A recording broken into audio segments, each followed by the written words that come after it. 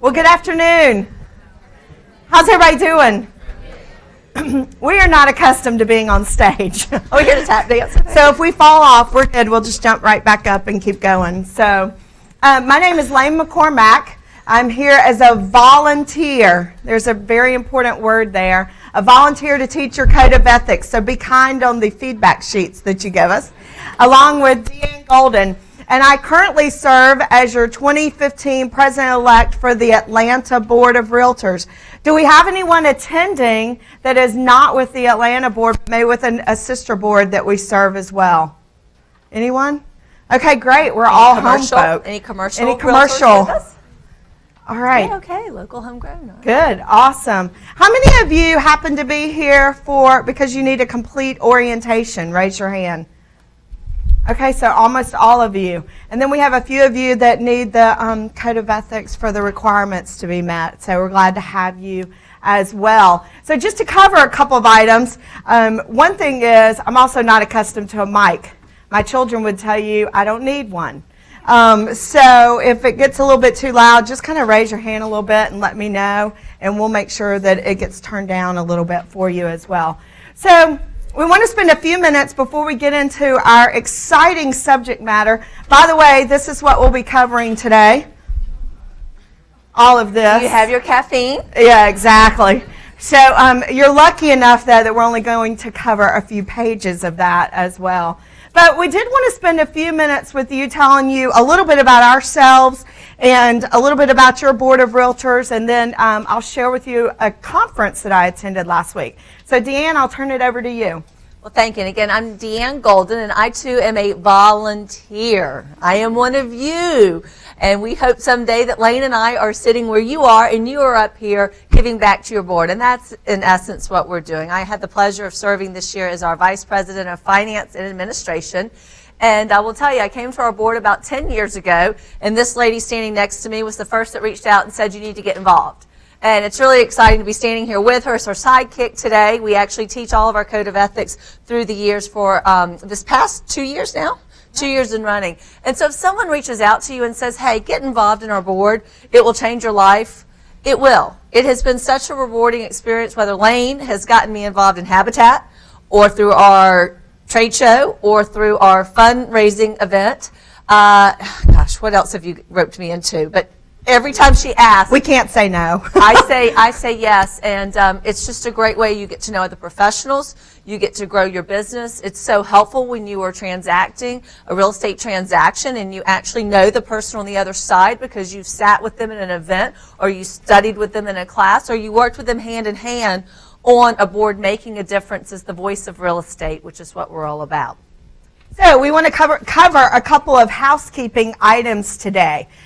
This subject matter initially, I'm sure you're sitting out there, you were so excited driving in the driveway, you couldn't wait to get in your seat to start learning about the Code of Ethics. But what will happen today is, as we go through the code, and the fun part at the end is we'll actually do some case studies, so we'll have some excitement with that. But as we go through that, you're going to have some questions, and you'll ask those questions, and from time to time we will say, actually, that's more of an office procedural question, or that's more of a managing broker question, versus actually covering our Code of Ethics. So Lane, let's stop right there.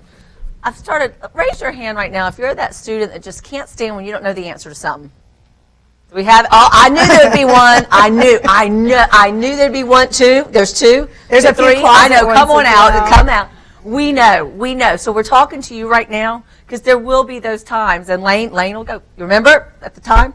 There you go. Just stick in there, all right? So a couple of other housekeeping things. We'd like to ask that you put your cell phones on silent. If the vibration mode on your cell phone will wake all of us up, maybe turn your phone off so that you're not disturbing your neighbor. The other is that we will take a break. And so there are restroom facilities. You're actually in your house, if you think about it. This is your Atlanta Board of Realtors. And so we would encourage you to walk around. Maybe be careful going into doors. We do have some classrooms going on in the back of the building, but please feel free to explore while you're here as well. So to shift gears a little bit, I know you're here for the Code of Ethics, but I want to let you know that last week for 4 days, I was in the great city of Washington, D.C. I'll just go ahead and tell you, I'm not from a big city. I'm from South Georgia.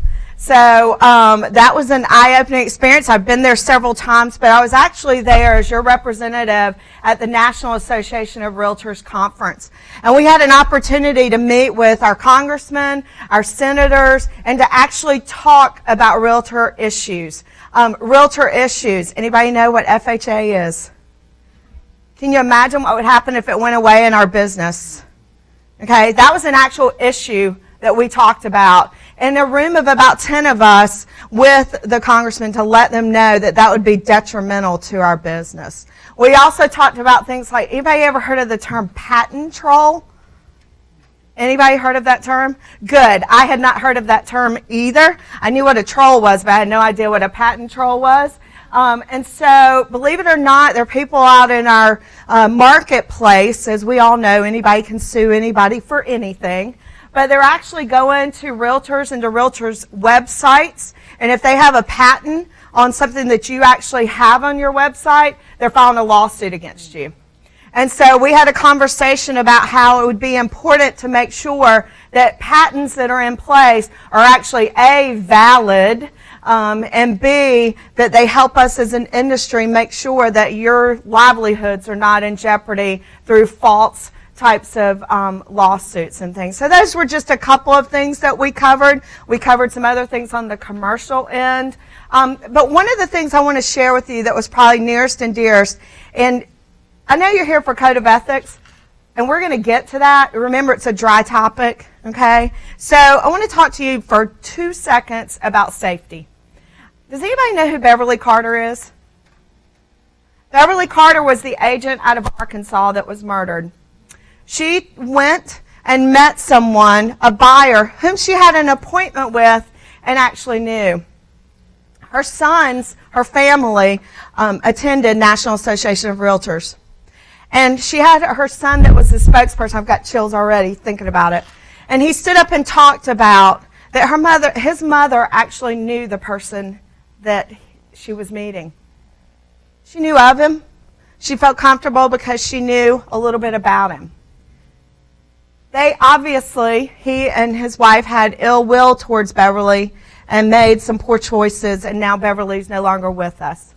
His number one message to all of us was for all of us to quit jumping and running. It was to stop. It was to think about the person that's on that phone that's calling you. What do you know about this person? Are you safe going to meet a total stranger? Have you told anyone where you're going? So he gave us a very emotional, and it was emotional not only for him but for all of us, message, and that was to make sure in all that you do in this great industry that we're in. And he showed us a picture of his mom, and he said, nobody loved this industry more than my mom, but she's not here anymore. And there could have been different measures taken to make sure that we're safe. And so I just want to send that message to you on his behalf.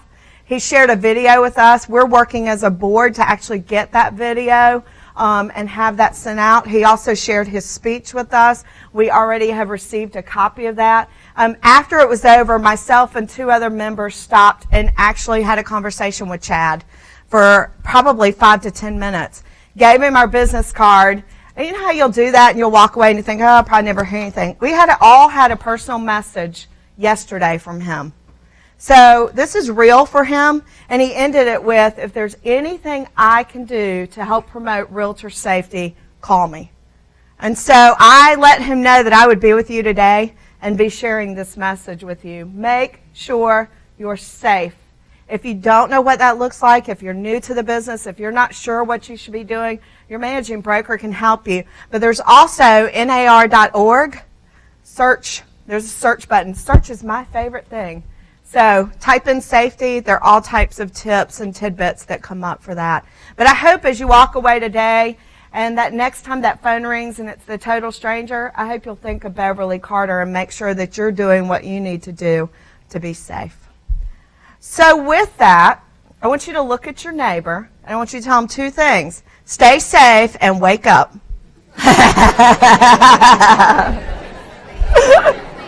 All right, great.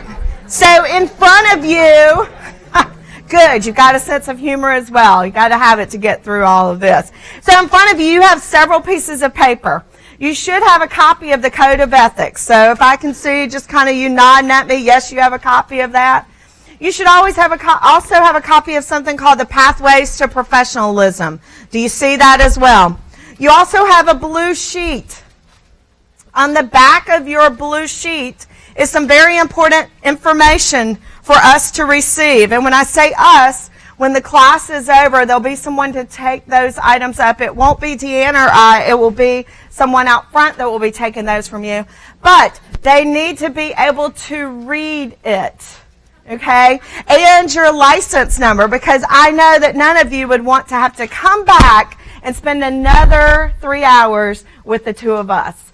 So be sure that you fill that out, keep the portion that you need to keep, and then turn in the other portion as well. As we share, we'll be taking a break in just a little bit, and prior to that, we're going to share some information about the Code of Ethics. And then when we come back from break, we'll actually be dividing up into groups. So we'd ask that maybe you not spread out all over the table and have everything up and running, because we're going to be moving you around over a period of time to go over some actual case studies. And to be honest with you, it's a lot of fun. You get a chance to actually see what happens in a Code of Ethics situation. So with that, I'll turn it over to DeAnn and we'll get started. Thank you. And thank you, Lane, for that inspirational. And it's so important to remember, as realtors, we are the leading advocates for home ownership. And that is, I don't know if you ever stopped and thought about that. The moment you passed your real estate license exam, or the day you made the decision to become a pre-licensed student, you were really saying, I want to be able to help people. I want to be able to give them the dream of home ownership. I want to be able to build better communities and build better lifestyles. And that's why this whole mission about staying safe in what we do is so important. Thank you. You always inspire me. And if you take home nothing else today, although we hope you do, I do know that will ring a chord with everyone as you go forward. And no amount of money or profit is ever worth your safety. And please remember that. We're both very proud, obviously, and we can't really hide it, to be a member of the National Association of Realtors, the Georgia Association of Realtors, and the Atlanta Board, which all of you, as you indicated earlier, are here in our Atlanta Board, unless someone came in late that might be from one of our outside boards or our commercial board, and if you are, we welcome you. And for just 1 second, you have joined the largest trade association. It's a powerful voice. And while we will spend the majority of today talking about this magical document called the Code of Ethics and what it means to you and your business, there's also another tool that so often I think gets overlooked in our industry, but Lane and I are really passionate about it, and it is this Pathways to Professionalism. And what this document that you have in front of you, we're going to actually spend some time on it, it's a foundational support to our code. It gives those common courtesies, the Letitia Baldwin, the Miss Manners of real estate. And I like to know that you all, as we look out across this room, have made a pledge not only to uphold the Code of Ethics, but you're also really committed to extending common courtesies and etiquette to each other, to the consumers, and to your clients, and to the public. And so we're going to have a little fun. One, we're going to make certain everybody's already awake 15 minutes into class. And I'm going to start with you, sir. Didn't mean to put you on the spot, but you look like you were ready to go for me. And I'm going to ask you to take the very first item under respect for the public. And if you would read what that is, and then stay awake, everybody, because we're coming down rapid fire like a Z. And we'll ask each person to take one item. So your name, sir? Edward Hudson. Edward, we're glad to have you. Start us off with some great energy. Follow the golden rule. Thank you. Perfect. Next.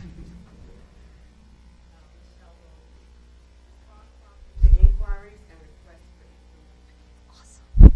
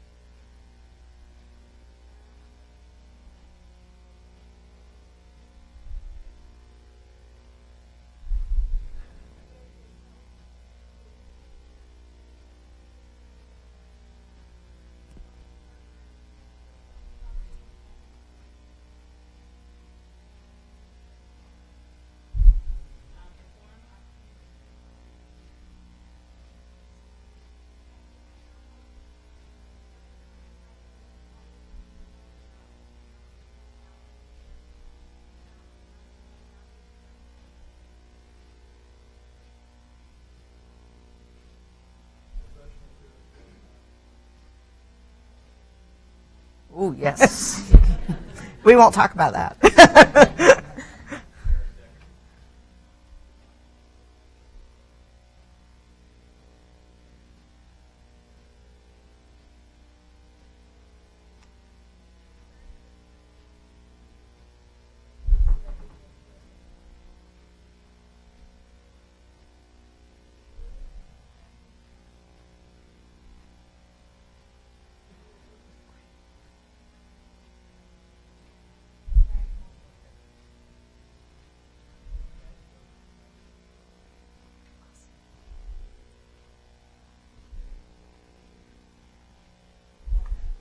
Mm-hmm.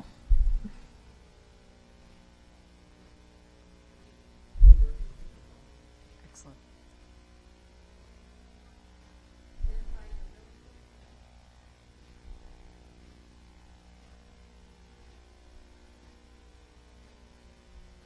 Let's pause right there. That section only focused on respect for the public, and you all did a mighty fine job, first of all. Just out of curiosity, did you just kind of want to stop and think about a transaction you've had and say, I wish I could give this to that other agent. I had that scenario. You know? And these are simple, aren't they? They're common. They're manners. But there's some very basic fundamentals that we need to keep top of mind. So great job this row. I know you thought y'all were next, but I'm going to make certain this side of the row is awake. Oh, I know I'm tricky, aren't I? All right, starting right here. Respect for the property.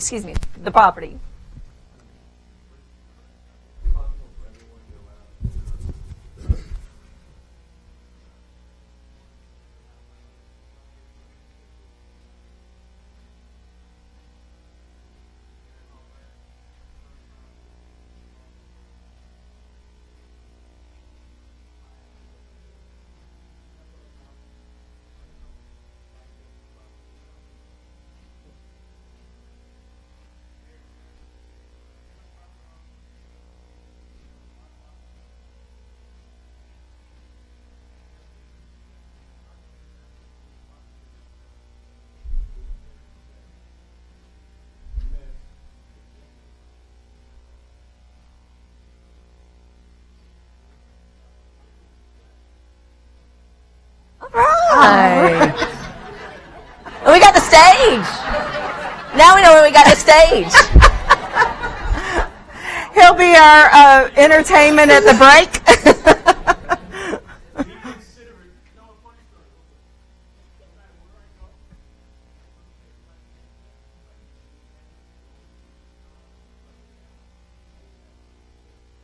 There you go. I love it.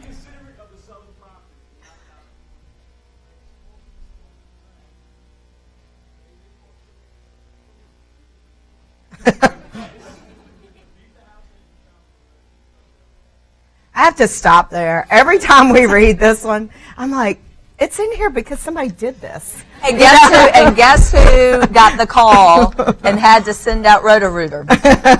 There you go. So it's in here because someone actually did it. All right, moving right along.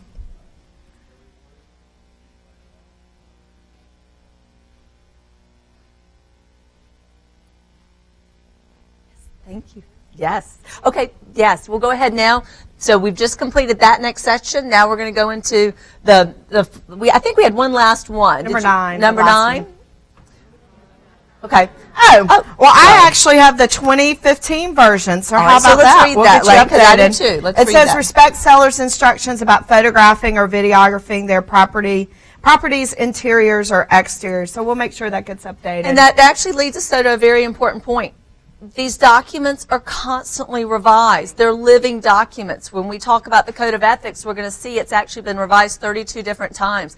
And as technology comes into place, a lot of the revisions have brought that into play, and it might not have been in an older copy of this. So that was actually a great learning moment. So thank you. Now let's go to respect for peers, the final section.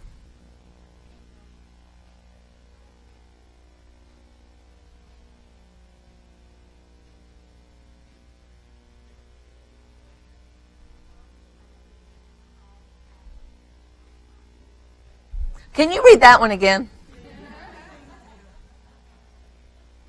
I think they got it. Number 3.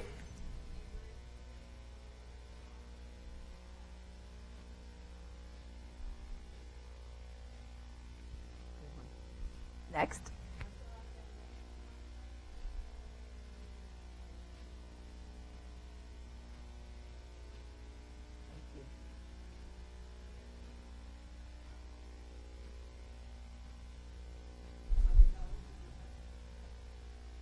Let's go in the back there.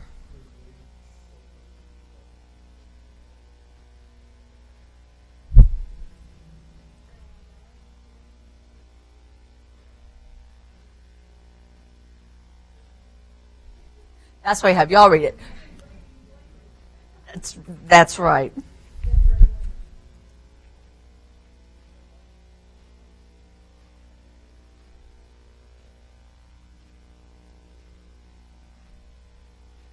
I have to stop you there because I know this is where my South Georgia roots come into play.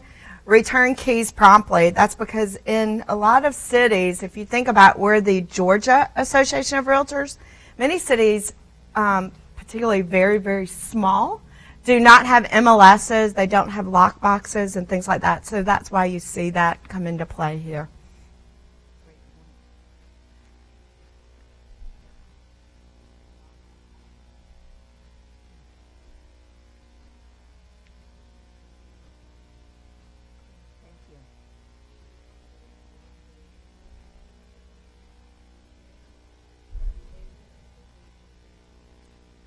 And that last sentence sums it up so well. I hope you will keep this document and refer to it.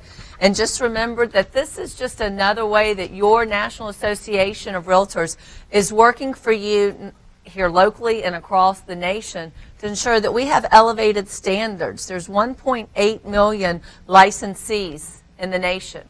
There's 1 million realtors who want to take it to that next level and abide by these common courtesies and professional etiquette, and will lead into the code of ethics. But we have a question. Yes? Great question. If you have not had a chance to go yet onto realtor.org, that is a wonderful resource for you. You will need your NRDS number, your National Realtors Database System number that you receive once you have made full application and applied, and you'll set up your own login and password. That hub, as Lane was indicating earlier, where you can also find great information on safety, has a plethora of information such as this, and you'll see some other materials as we go through, including some very beautiful copies, one page of the Code of Ethics, whereas today you have a very detailed several-page copy. Some other tools that you can use. I've even got a brochure that I have downloaded from there, and those are all your tools. So take advantage when you ask what your membership dollars are going to. Unlock the wealth of tools that are there to help you build your business. 2 last comments on that. The Georgia Association of Realtors website is also a wonderful resource. And then you've also got your local Atlanta Board of Realtors, ABR.org, that has a just amazing resource for you as well. Lane, back over to you. All right, great. So look at your neighbor and say, now you really need to wake up. We're going to share some history with you about the Realtor Code of Ethics. So let's, I'm not working. Oh, there we go. All right. So let's look at this here. The National Association of Realtors was formed in 1908. Interestingly enough, at the time it was formed, there were no license laws. I just want you to stop for a minute and think about what that must have been like. So clearly, it had a history of speculation, exploitation, and disorder. I think about the Wild, Wild West for some reason when I think about what it must have been like back in those days.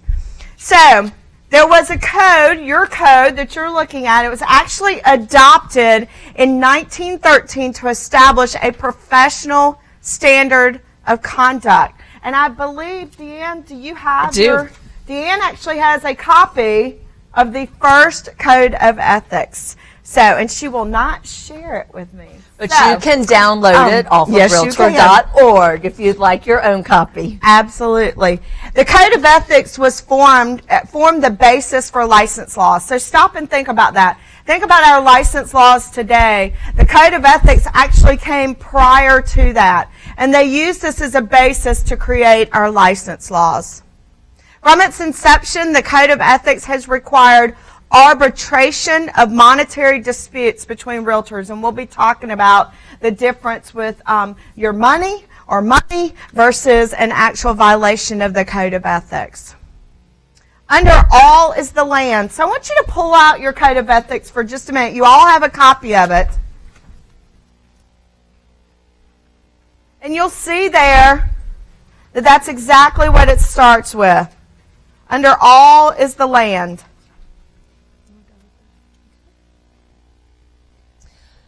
The very first section, the preamble, we're going to spend a little bit of time talking on it because I think it's very important. And not just because my last name is Golden and it talks about the golden rule. Lane always turns it over to me at this point. Absolutely. But it really gives us kind of an overarching understanding. And think about this.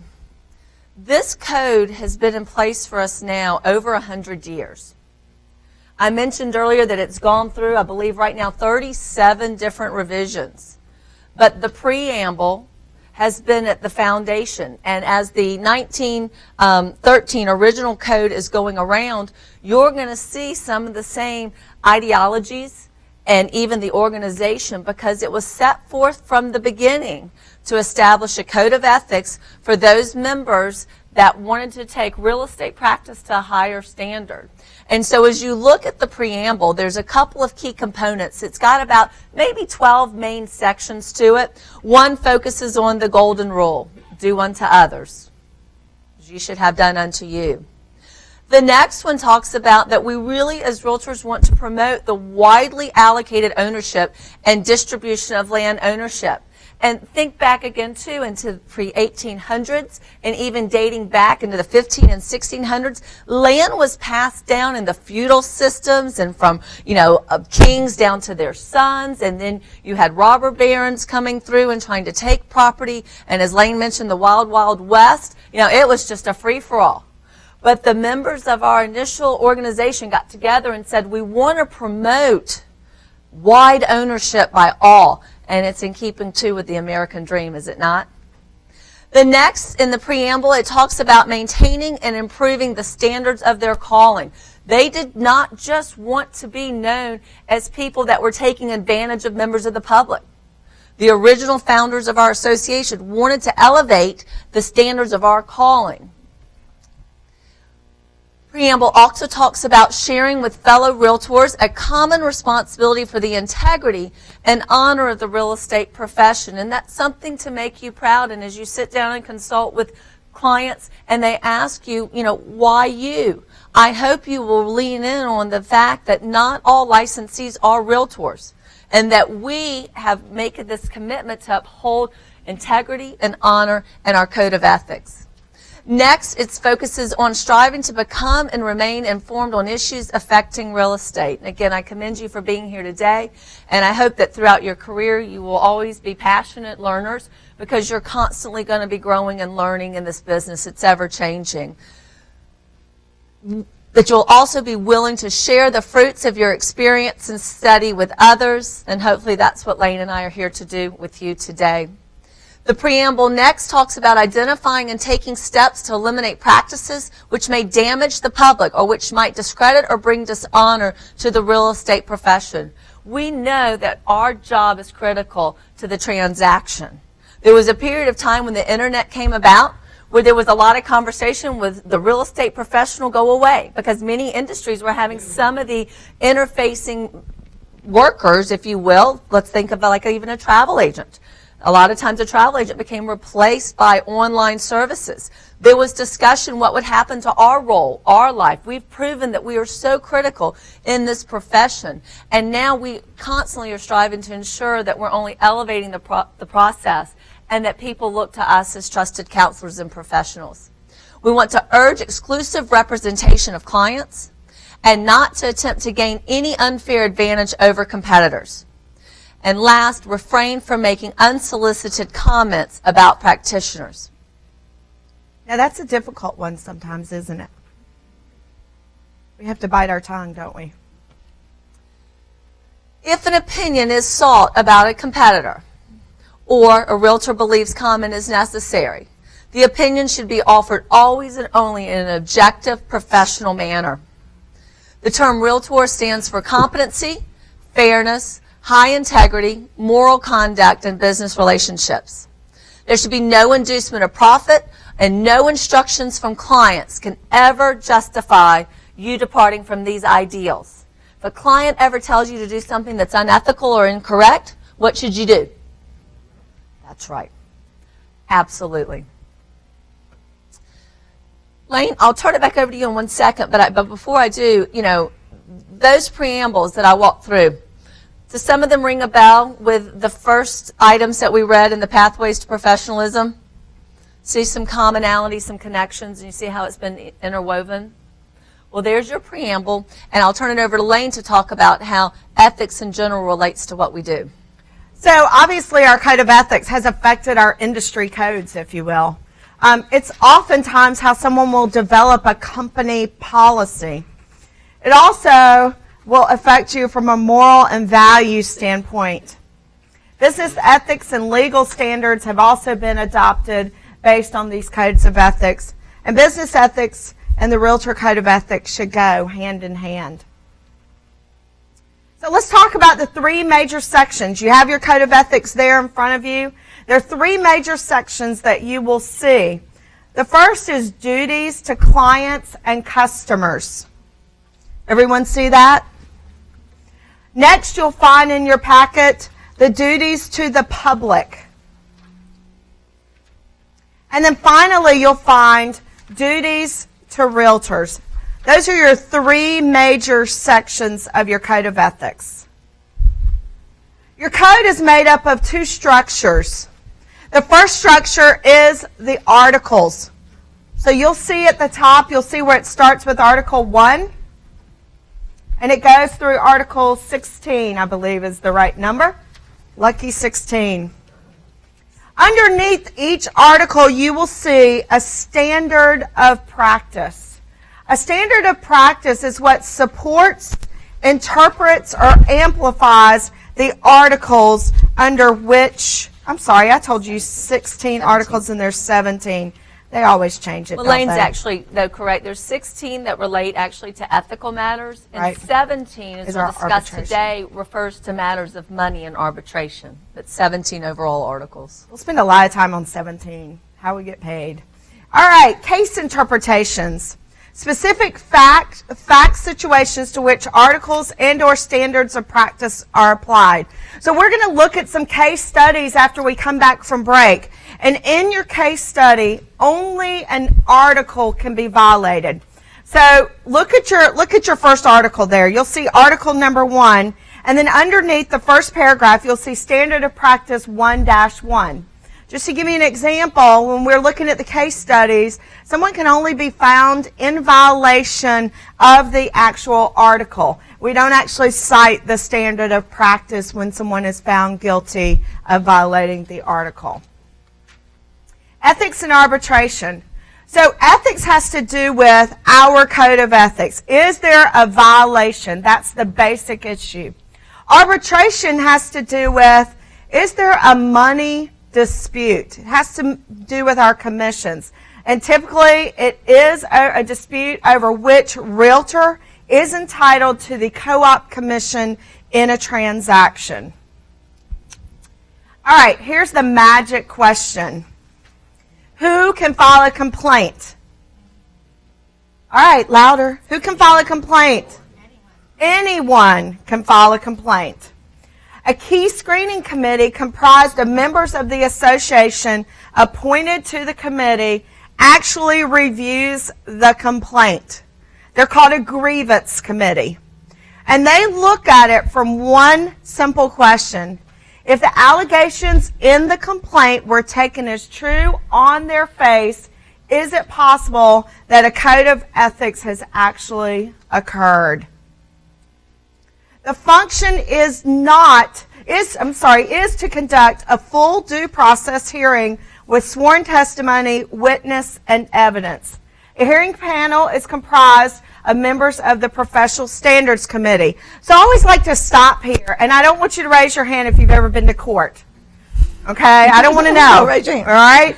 But what I would tell you is this due process is very similar to going before a court case and having to either defend yourself or you're the one who's actually filed the complaint. The hearing panel is comprised of members who've been trained through our professional standards, and fortunately or unfortunately, DeAnn and I both have served on the side of the table where we are members of the panel.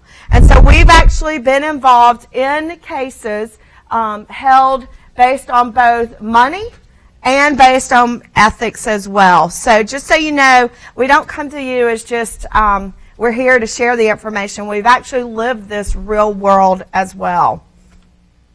After conducting a hearing, the hearing panel decides whether there was a violation of the Code of Ethics proven by clear, strong, and convincing proof.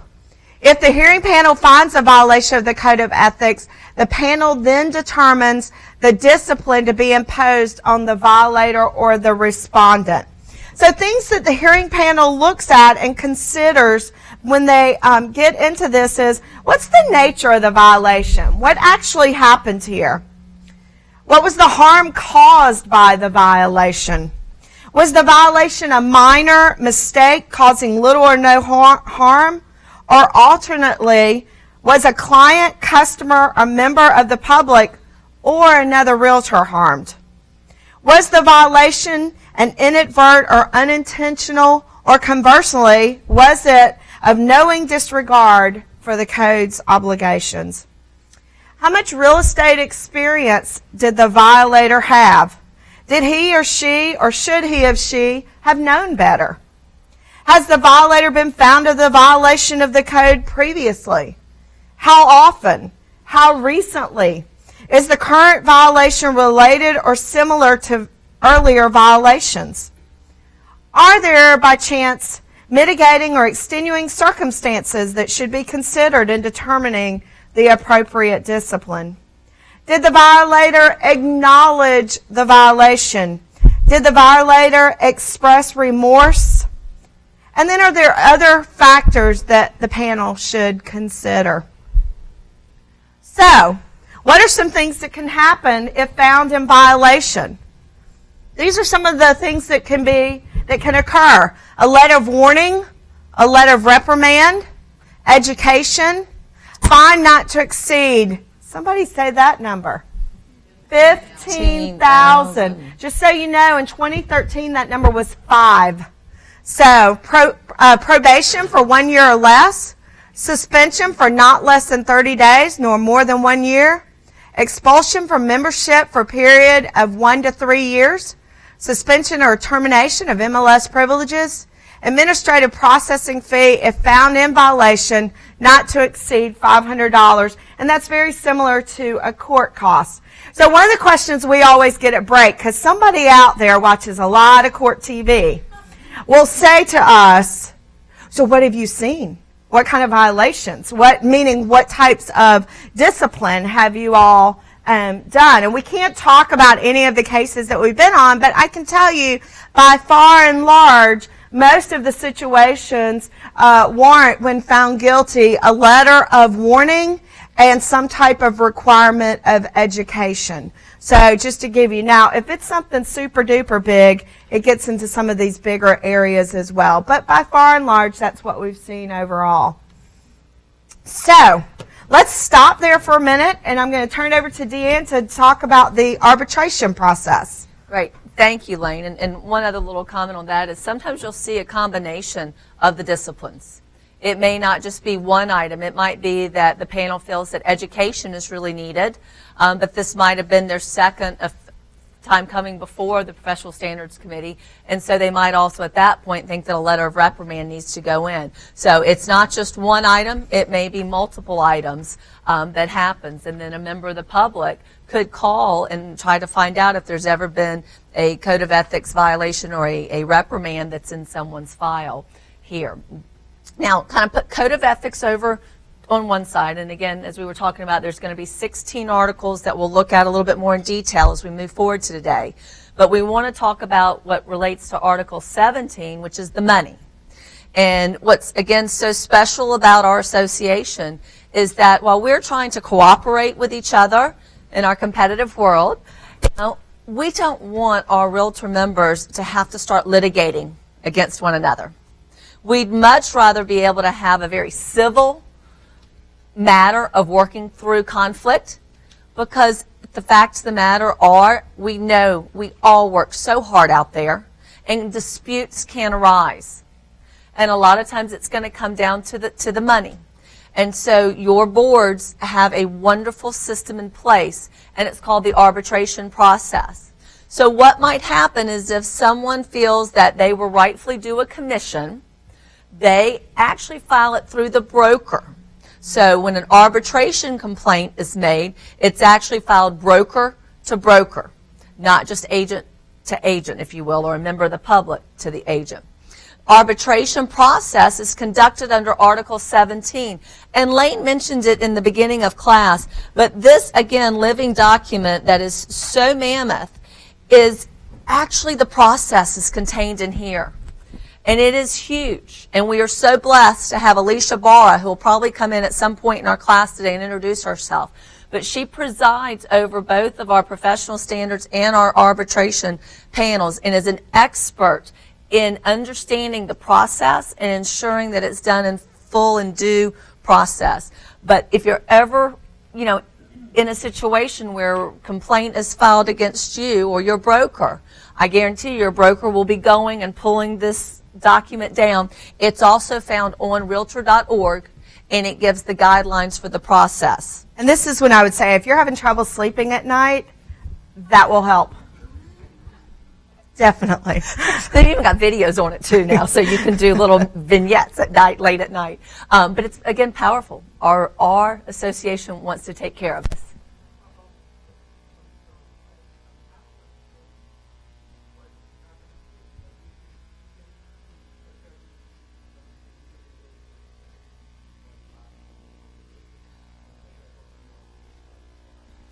Only if that party will agree to go through the process. So if they're not a realtor, they have to agree to go through the process with you. Yes, one more question. Great question. That is actually a company policy based on the company that you belong to. So no, that is not all of us are. I wish we were. But. And nationwide, at the beginning of 2015, there was 1.84 million licensees per NAR statistic, and 1 million have made the decision to be like you and elevate it and be proud to abide by the code of ethics and uphold it. We've heard different statistics through the years. Reggie McCrary, who's our executive director, will often update the board on membership numbers, but I think the last count I heard was there's about 90,000 licensees in Georgia, and I want to say the last time I heard that number, it was maybe about 60,000 are realtors. And again, some of those people that have just a license, they may not be fully active. We're very proud here at the Atlanta Board of Realtors. We announced today that we have 660,227, I believe was our number today, of board members here at the Atlanta Board, and very proud of that, to have a growing, healthy membership. So going back to Article 17 for a little bit more specifics behind it, that article that you've got in front of you does provide that arbitration will occur under the following circumstances: when there's contractual disputes or specific non-contractual disputes. And it's detailed in 17-4. And for today, we're not going to read every article if you're okay with that and every standard of practice, but you might want to make some notes and kind of star and go back and refer to these later.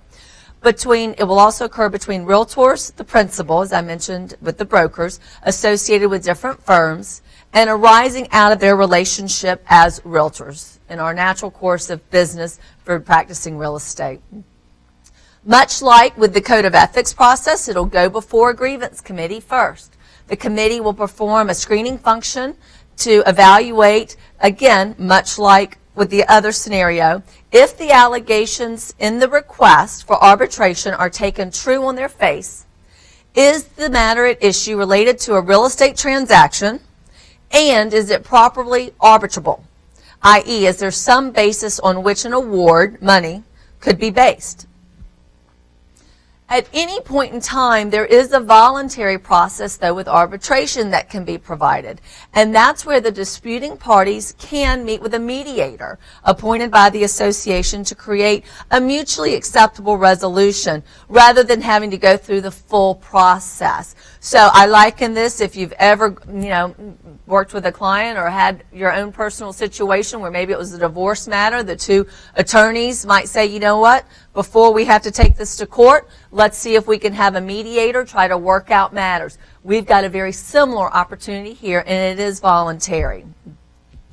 Mediation can occur either before or after the grievance committee reviews the request for arbitration, depending upon our local association's policies.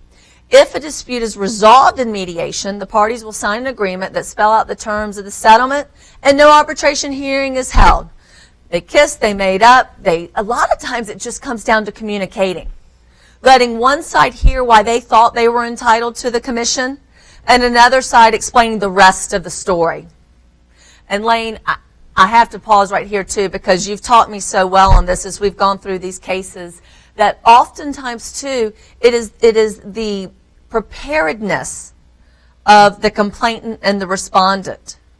If one person shows and has very documented files, date, time, stamp, I called so-and-so on this day, I met them at the house, I showed them 7 properties, I followed up, I have an email, I sent this from MLS, I did this, I did that, I did this, I did that.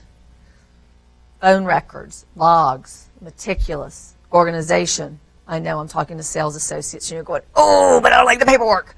But I will tell you, that can so often be the difference in winning your case versus someone that shows up very unprepared and scattered and does not have a compelling argument as to why they were the due procuring cause. The other reason we encourage mediation is because we're actually not encouraged from a panel standpoint to split the award, if you will. We're actually encouraged to find a party guilty or innocent.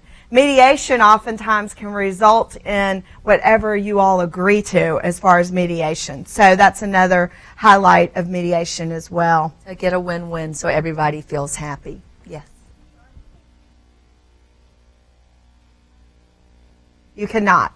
They do not have that process in place. No, but great question. You're looking at legal lawsuit type action at that point in time. A great question. If we do not, though, utilize the option for mediation, then it proceeds to where you're going to go before the hearing panel. The function is to conduct, again, full due process with sworn testimony, witness, and evidence. The hearing panel is comprised of members of the Professional Standards Committee. Keep in mind, these are your peers. You're going before your peers. You're going before other professionals. So let me help you a little bit with the peer part, because this is another question we typically get to break, and that is, if I'm going and I'm defending myself, am I going to be looking across the table at someone that I know in my company? And the answer is no. You will not have anyone serving on the hearing panel that works for your company. So just to give you that sigh of relief as I'm falling apart here. All right. Lane brings up a good point. You actually have the option. You're able to see who the committee might be. And if maybe there was someone you'd had a business relationship with prior and you need to have them stricken, you do have some opportunities. So again, we're trying to have a very unbiased panel sitting across the table evaluating. After the hearing panel decides which realtor is entitled to the award. Typically, again, a disputed commission. And it all is based on the preponderance of evidence.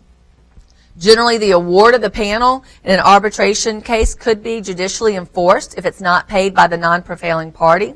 Some associations have procedures requiring that the awards be deposited with the association pending review of the hearing process or during legal challenge. And that, again, will just be board specific. And Alicia Barr would always walk you through the process if you find yourself proceeding through this. So let's talk about the guidelines for the NAR arbitration. We've already talked about that it's found in this lovely manual here, should you need that for reading or for sleeping.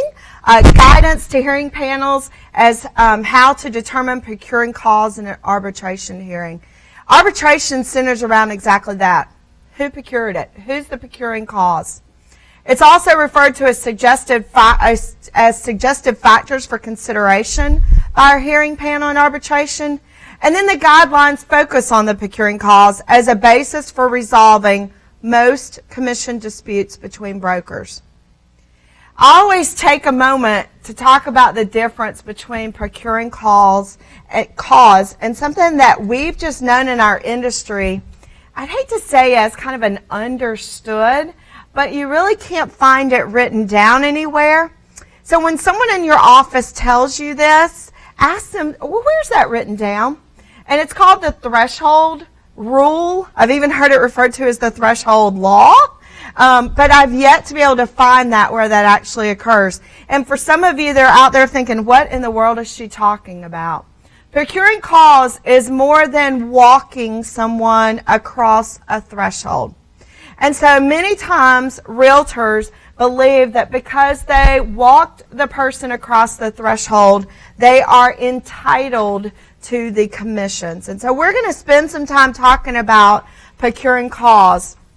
There's no predetermined rule of entitlement that may be established by an association. Just so you know, the association does not have any type of rule that predetermines procuring cause. Hearing panels should and are encouraged to consider the entire course of the events. Part of the due process is for you to get to say what you want to say and ask all the questions that you need to ask. I just alluded to this, but matters such as the first showing of the property, the writing of successful offer, or the existence of an agency relationship with a buyer are not in and of themselves exclusive determiners of procuring cause and entitlement. And I always share this story that my first broker said, just because you have a buyer's agency, you can represent them all day long, but you may not be entitled to one penny. So just keep that in mind. So, all right. How do we determine procuring cause? What is the method that we use? We use Black's Law Dictionary, and it's the proximate cause, the cause originating a series of events which, here's the key, without a break in their continuity results in the accomplishment of the prime objective. So, I'll give you a general example of something that is not procuring cause. It's Sunday afternoon. You're holding an open house. I'm holding it. And DeAnn walks in the door. She's unrepresented, and now she's mine. That's not procuring cause. She walked across the threshold. I've done nothing when it comes to Black's Law to claim procuring cause for DeAnn. Let's talk about the articles. We'll get into that. I promise we're almost through this history part. So look at your neighbor and tell her we're almost done. All right, good deal. So let's look at Article 1. We're going to look at a few of these articles specifically. Article 1 is designed to protect and promote the interests of the client. This obligation to the client is primary, but must treat all parties honestly, regardless of the agency or non-agency relationship. Standard of Practice 1-2 defines terms such as client, customer, prospect, agent, and broker. Now, when I was actually out there listing and selling, I had this little thing called a suspect. They're not defined in here, but a suspect was anybody that was breathing. I was going to find out if they need a home. So anybody can be a suspect. So let me go back to that for just a minute as we get into Article 1. That very first line, I want you to look at that. Protect and promote the interest of the client. The first Code of Ethics class I ever sat in, there was a lady that was from South Georgia, much further south than I am, who said, honey, that means that you can't put your pocketbook before the best interest of your client. And I've never forgotten that. I remember that. So your purse, your pocketbook, your wallet, whatever it might be, you cannot put that ahead of the best interest of your client. Article number 2. We'll talk about it. Disclose. There we go. I don't need it, but they tell me they're recording us. Don't tell them we know already. All right. Article 2, disclose, disclose, disclose, disclose, disclose, and disclose. I cannot tell you how many times I'm asked that question. Do I have to tell if I know X, Y, and Z? Yes. Avoid exaggeration, misrepresentation, and concealment of pertinent facts about the property or the transaction. But there is no obligation to discover latent defects, matters outside the scope of a license, or matters confidential under agency or non-agency relationships. Lane, I'll throw one out that we always get a question at break, so we can go ahead and answer it. Your client knows there's mold in their house, knows they've got a structural problem, tells you, I don't want you to tell anybody. You have knowledge. Disclose, disclose, disclose, and disclose. So, Is an inspection before you have to disclose that? if there's this is a contract question more than a code of ethics, but if there's a seller's disclosure statement attached, it does ask that question on there, so you would need to disclose as well. So let me give you an example of a disclosure issue that we've dealt with. I go to list your property, and you give me a stack of papers, and you say, "Here, Lane, I got this when I bought the house," and I take the papers, and in it just happens to be an old survey that shows something that could cause a problem for the buyer, whatever it might be. Maybe the neighbor's fence is way over to some point. But I take the papers and I don't look at them and I put them away.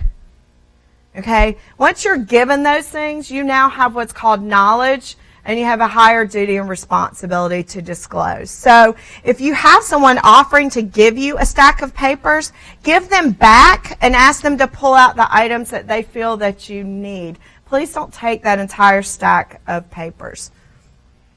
All right. Article 3. One quick question. Then Question.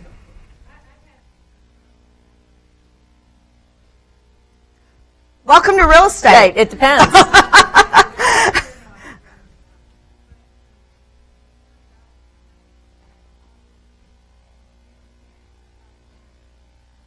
Okay, so that's a state law question, and the state law actually says that if you are asked, you must disclose. Unless it's So- unless it's a protected class. Unless it is a protected class.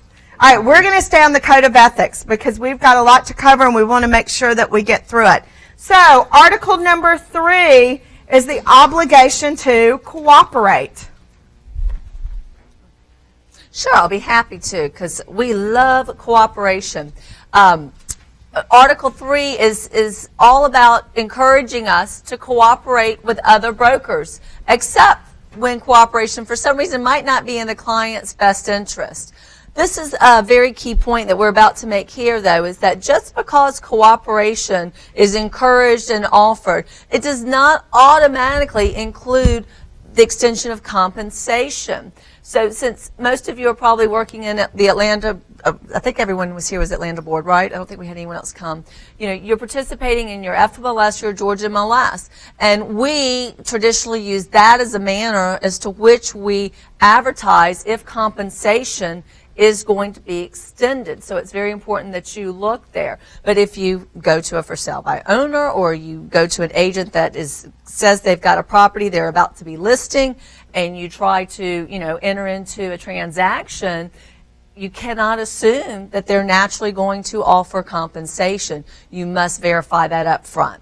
Is everyone clear on that? Yep. In Article 13, if you'll look at the paragraph there, Standard of Practice 3-2, that was actually an update. It was amended in January of 14. So we like to point out when there's a recent change or amendment that you see that. And it just says any change in compensation offered for cooperative services must be communicated to the other realtor prior to the time that realtor submits an offer to purchase or lease the property.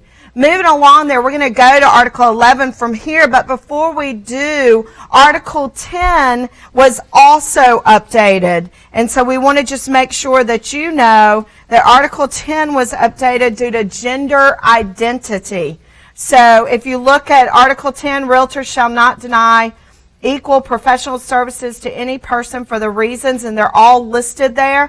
That was amended in January of 14. Thank you. Did you notice, unless y'all want to stay until 6, and I'll take a quick survey, we're going to quickly jump from Article 3 to Article 11 to talk about it. Is that okay with you? All right. Are you sure? Now, Lane and I can stay, but what we're trying to do here today is give you enough of a high level and understanding. And again, we've only touched on the first 3 articles, not to minimize the articles in between. I think that's important. But again, this is a 3-hour class, and our actual National Association of Realtors has asked us in this quadrennial period to focus on these articles. When you go and take this course again in your next renewal period, you'll actually probably touch on different articles. That's just our way of keeping our membership abreast. I would challenge you right now, though, when you leave this class over the next 72 hours, spend some time looking at Article 4 through 10 so that you're familiar with what it includes. Article 11, I love this one, and Lane does too, because we're both trainers at heart. And it talks about competency. And it talks about conforming to the standards of practice and competence in the specific real estate discipline in which the realtor engages. Now, let's talk about that for a minute. We've come out of getting our real estate license, and we are so excited, and we are ready to be residential real estate agents, because that is what we were studying to do. And the first prospect we come across is looking for a commercial piece of property. You've already had that happen to you, right? Murphy's Law. But, oh, I can do it, DeAnn. I know I can do it. I'll do all the research. I'll uncover it. I'll leave no stone unturned. And I say, no, but you know what? That's not your area of competency. You're putting yourself at more risk. You're putting your client in jeopardy. By practicing, I'm seeing some, oh yes, you've been, yes. I'm putting everyone at risk by stepping outside my area of discipline. There's some very specific disciplines that are out in our profession. One is our residential real estate brokerage. The second is real property management, which has become a very litigious field because people that don't understand property management are dabbling in it. Number 3, commercial and industrial real estate brokerage. And typically we have at least 1 or 2 commercial brokers in this class, and they're sitting here saying, yes, please don't mess it up. Refer it to me. I'll pay you a referral fee. Let me handle the idiosyncrasies of it. The next one is real estate appraisal. The next is real estate syndication, auctioning, and then international real estate. Do not provide specialized services outside your field of competency unless 2 things. 1, you engage the assistance of someone who's competent on such a service, or unless the facts are fully disclosed to the client. So maybe my mom comes to me and says, DeAnn, I know you don't know a thing about commercial real estate, despite all that training and all those classes and everything you've done. But you know what? You're my daughter. I'm going to let you go for it. I still, even with her, need to disclose. I want you to understand, I have never done a commercial transaction in my life. But if she's okay with that, I still need a business decision there, do I not? What's really in the best interest of that person? You got it. Now, I might be able to shadow along if I want to learn and want to be involved in the process.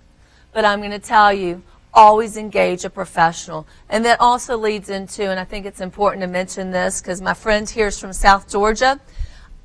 I don't know South Georgia zoning. I don't know what's happening in South Georgia. But if I think I'm going to go down and try to sell in South Georgia, again, am I potentially extending beyond my level of competency and knowledge?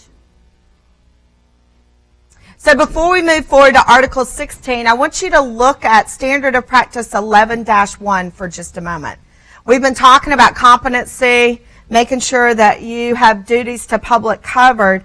And we just want you to know that this was also amended in January of 2014. When realtors prepare opinions of real property value or price, they must, 1, be knowledgeable about the type of property being valued, 2, have access to the information and resources necessary to formulate an accurate opinion, and 3, be familiar with the area where the subject property is located. And it continues on there. So we wanted you to see that that was actually amended in 2014. In 2014. So Article 16, let's talk about Article 16.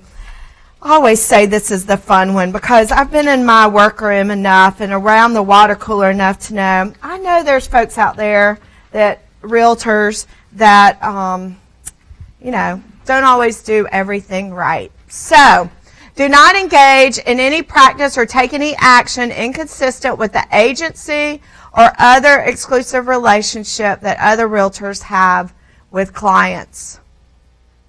Article 16 talks about examples of where you want to be sure you are not practicing innovative or aggressive business practices, advertising or solicitations which may be received by other realtors, solicitation of listings and agency relationships of clients of other brokers, dealing with other brokers' clients, obligations when entering into exclusive relationships. And I want to stop right there for just a minute on the obligations of when entering into exclusive relationships. Make sure you have a clear understanding of what you're obligated to do and that you do it.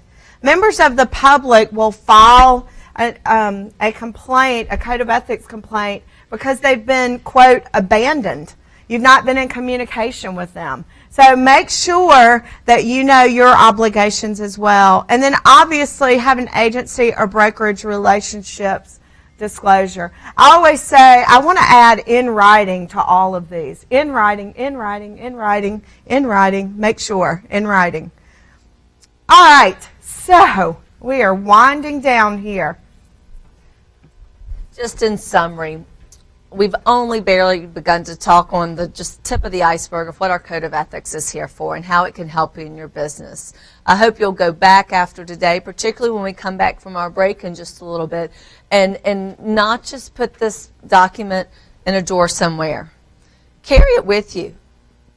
Bring it to life. Go to it when you find yourself in a situation you're not quite yet certain how to handle it.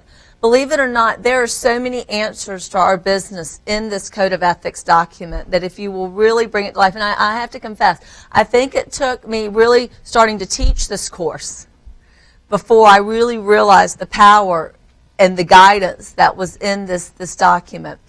It really does help us protect the buying and selling public. It helps promote a competitive real estate marketplace. It helps enhance the integrity of the industry. It is your promise of performance and your promise of professionalism.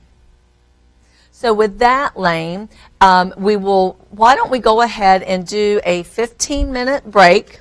Again, this is CE, so we need you to be back in your seats just a couple of minutes right before 5 till 3, and you're going to be excited when you come back. We're going to break up and have some court cases. You're going to be interacting, you're going to be networking, and it's going to be a lot of fun, and we appreciate you all. So one thing that will help facilitate that is the only thing you'll need for the last half of the class is your Code of Ethics. So if you just want to put your papers together and leave them neatly at your seat, or close your computers and things like that, you won't need those items for the second half. And we'll come back at 5 till 3. All right, well, welcome back. Look at your neighbor and tell them the fun is about to begin. I know. So we thought we'd do something a little bit fun for you. So we thought we'd share some interesting facts about ourselves, just fun things, so you'll remember who your instructors are for the day. So I will start by telling you I am a crazy college football fanatic. I mean, insanely crazy, to the point that in January, as soon as the bowl games are over, we are planning next year's travel schedule. So you cannot find me, what team? Interestingly enough, Interestingly enough, I have 2 daughters. One just graduated college. I started when I was 2, by the way. But so I have a daughter that just graduated in 4 years, thank God, from the University of Mississippi. So she is an Ole Miss Rebel. That is not where Mama wanted her to go. But I like Ole Miss, and they throw an awesome party.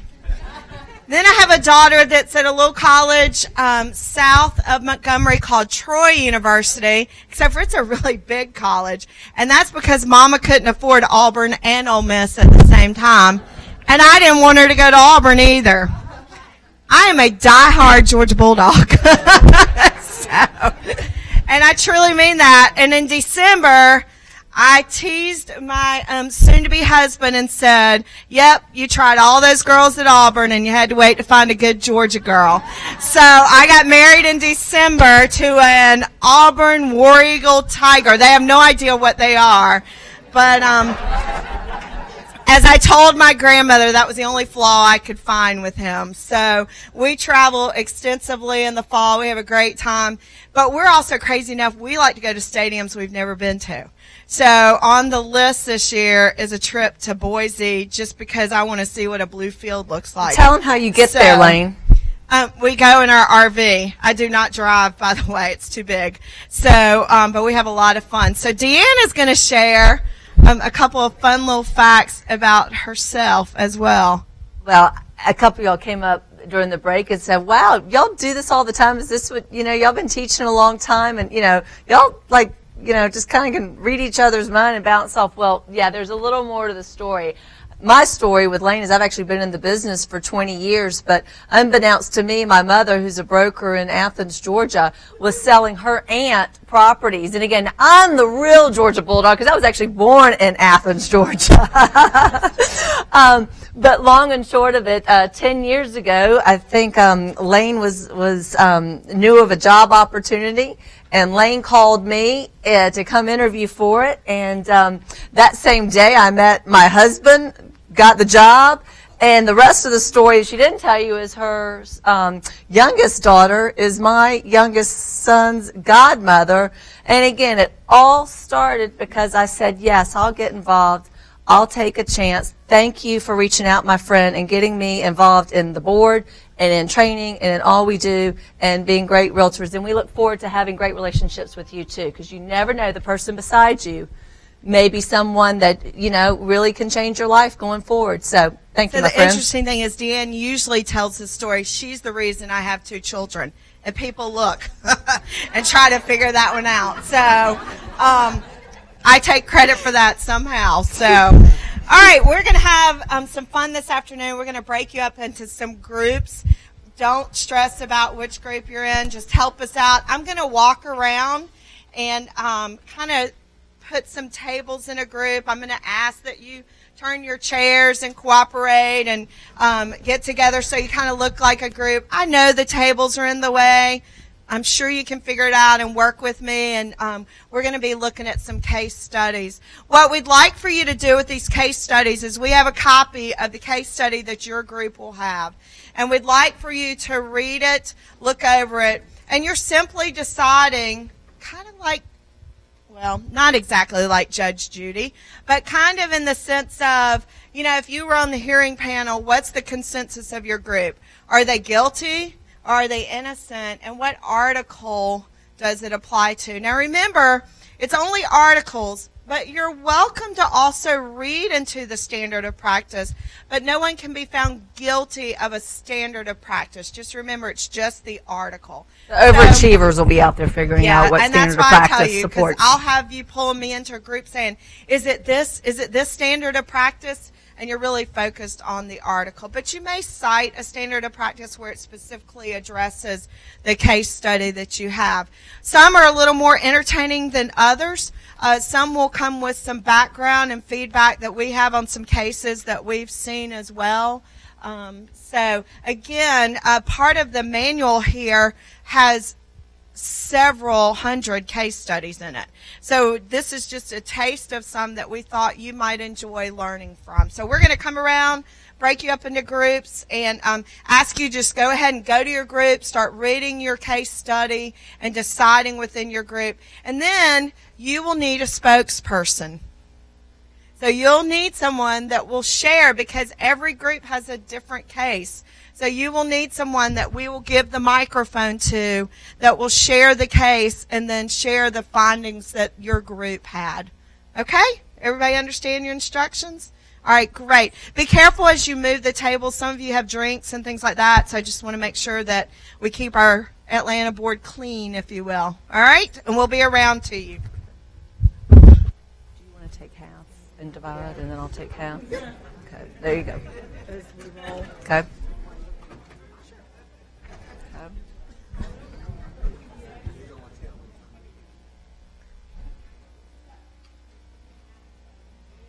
Yes, sir.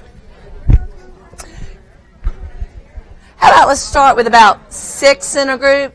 Six, you know, somebody just got to be with somebody else. 6 to 7 should work good. And what I'm going to do is, it's just a one page, but I'm going to put you as the point person. That doesn't mean you have to lead it, but you just make certain everyone in your group has one, okay? And that means that you get to pick who's going to be the spokesperson. We can come back together. I know you're having a lot of fun making new friends in your group. Shh.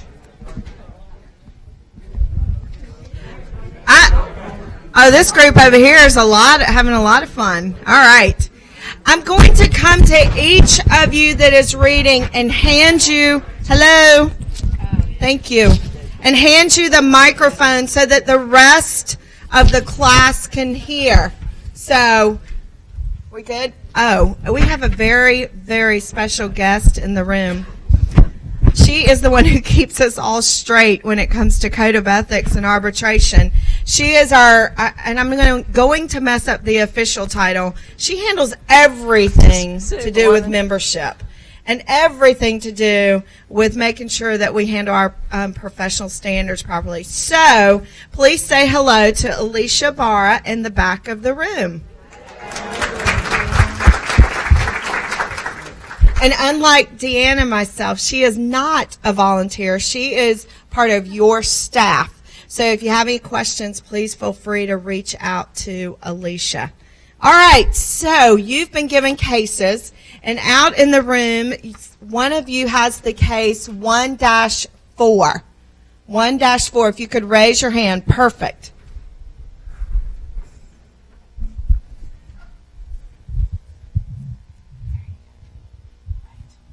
You'll read the case. Read the case. Okay. And am I on? You're on. Okay. All right. Case 1-4 is fidelity to client. Client A contacted Realtor B to list a vacant lot. Client A said he had heard that similar lots in the vicinity had sold for about $50,000 and thought he should be able to get a similar price. Realtor B stressed some minor disadvantages in location and grade of the lot and said that the market for vacant lots was sluggish. He suggested listing at a price of $32,500 and the client agreed. In 2 weeks, Realtor B came to Client A with an offer at the listed price of $32,500.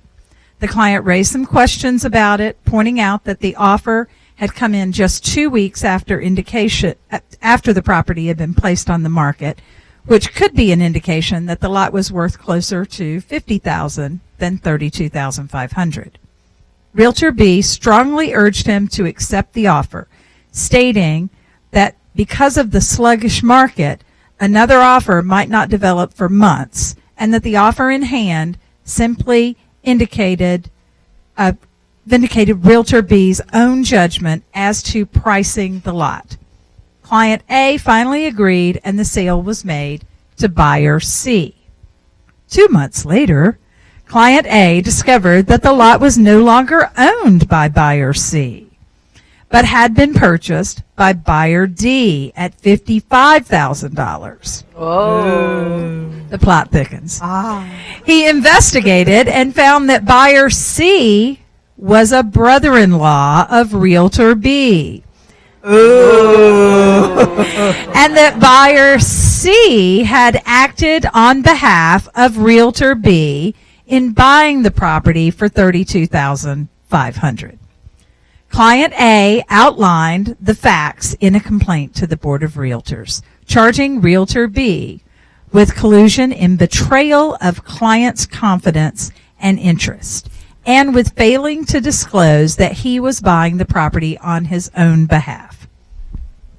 At a hearing before a panel of the board's Professional Standards Committee, Realtor B's defense was that in his observation of real estate transactions, there can be two legitimate prices of property: the price that a seller is willing to take in order to liquidate his investment, and the price that a buyer is willing to pay to acquire a property in which he is particularly interested.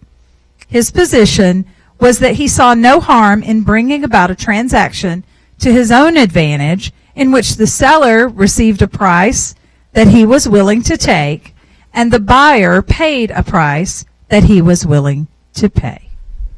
Okay.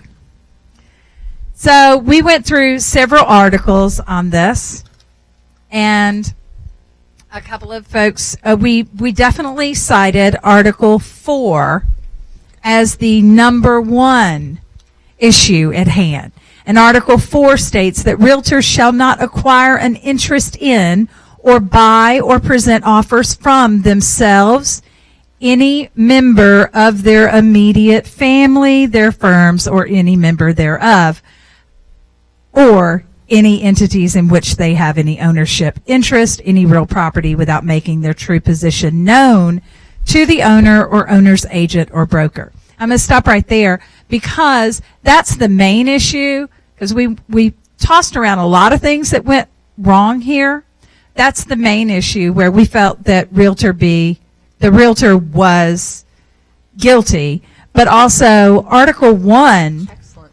is just as strong in this, where it states that when representing a buyer, seller, landlord, tenant, or other client as an agent, realtors pledge themselves to protect and promote the interests of their client. And I think it comes back to your woman in South Georgia that says, don't put your pocketbook in front of your client. That's The other thing that was, a little weaker than these two huge issues was Article 2, which I felt like was just as important to mention, and we kind of all talked about that a little bit. And I'm lost in my articles. Shall avoid exaggeration, misrepresentation, or concealment of pertinent facts relating to the property or the transaction.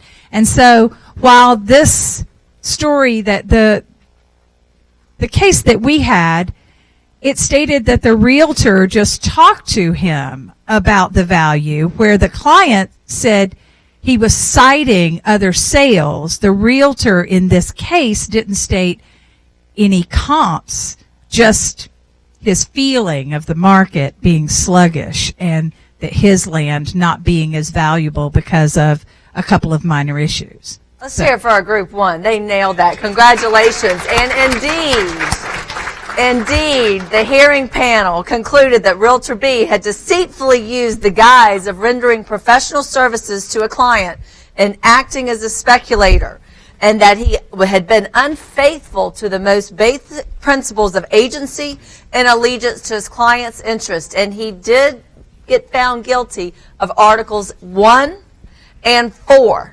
And hats off to you, because we did not even cover 4 in the class content that's provided today. So great job on reaching out and looking beyond that, and off to a great start. Good job. We won't know. Again, they keep that confidential, but if you'll think back to some of the course material that we showed you, the various options, that it could have been one or it could have been multiple items that got imposed based on what that panel felt was appropriate for that person. But great. I know y'all all wanted to know, what did they get? What did they get?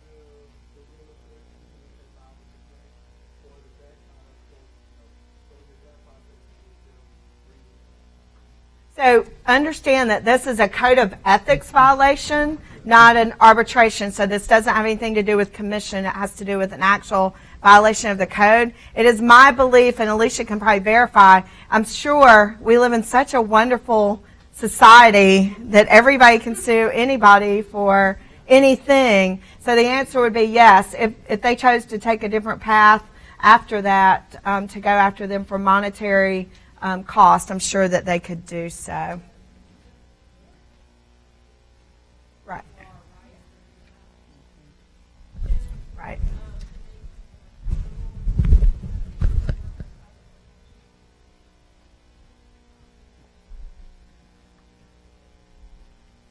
Okay, so you guys did an awesome job going forward, because if you think about it, I think we have like 12 case studies out here, and we have about an hour, and I already know that a minute past an hour gets a poor evaluation, so we always make sure that that does not occur.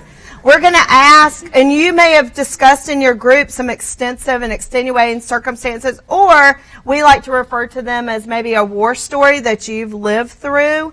So if you'll just let us know guilty or innocent, and then also the article. We actually have the findings from the hearing panel, and so we will share those with you, but unfortunately we don't know what the actual penalty was that was imposed. So does anybody have 1-5? 1-5. All right, great.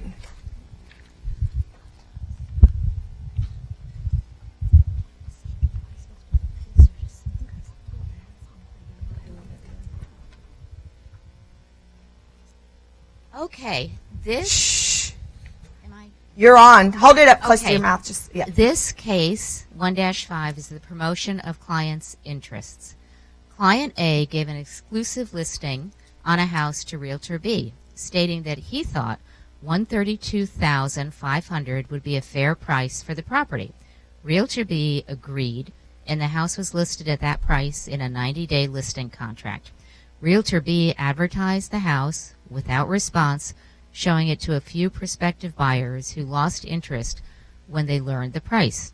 In a sales meeting in his office, Realtor B discussed the property, advised his associates that it appeared to be overpriced, and that advertising and showing of the property had proved to be a waste of time. After 6 weeks had gone by without a word from Realtor B, Client A called Realtor B's office, did not identify himself, described the property, asked if the firm was still offering it for sale. The response he received from one of Realtor B's non-member associates was, "We still have the house listed, but there is little interest in it because, in our opinion, it is overpriced and not as attractive as a value as other property we can show you." Client A wrote to the Board of Realtors complaining of Realtor B's action, charging failure to promote and protect the client's interest in Realtor B's failure to advise the client of his judgment that the price agreed upon in the listing contract was excessive, and by Realtor B's failure to actively seek a buyer. In a hearing on the complaint before a hearing panel of the board's Professional Standards Committee, Realtor B's response was that Client A had emphatically insisted that he wanted $132,500 for the property, that by advertising and showing the property, he had made a diligent effort to attract a buyer at that price, that in receiving almost no response to this effort, he was obliged to conclude that the house would not sell at the listed price, that in view of the client's attitude at the time of listing, he felt it would be useless to attempt to get Client A's agreement to lower the listed price, and that he had instructed his staff not to actively market the property at that price. So,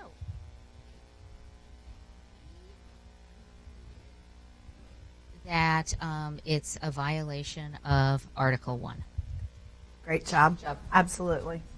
The hearing panel concluded that Realtor B was in violation of Article 1, that he had been unfaithful in his obligations in not advertising his client, not advising his client of his conclusion that the property was overpriced based on the response to his initial sales efforts, and in withholding his best effort to bring about a sale of the property in the interest of his client.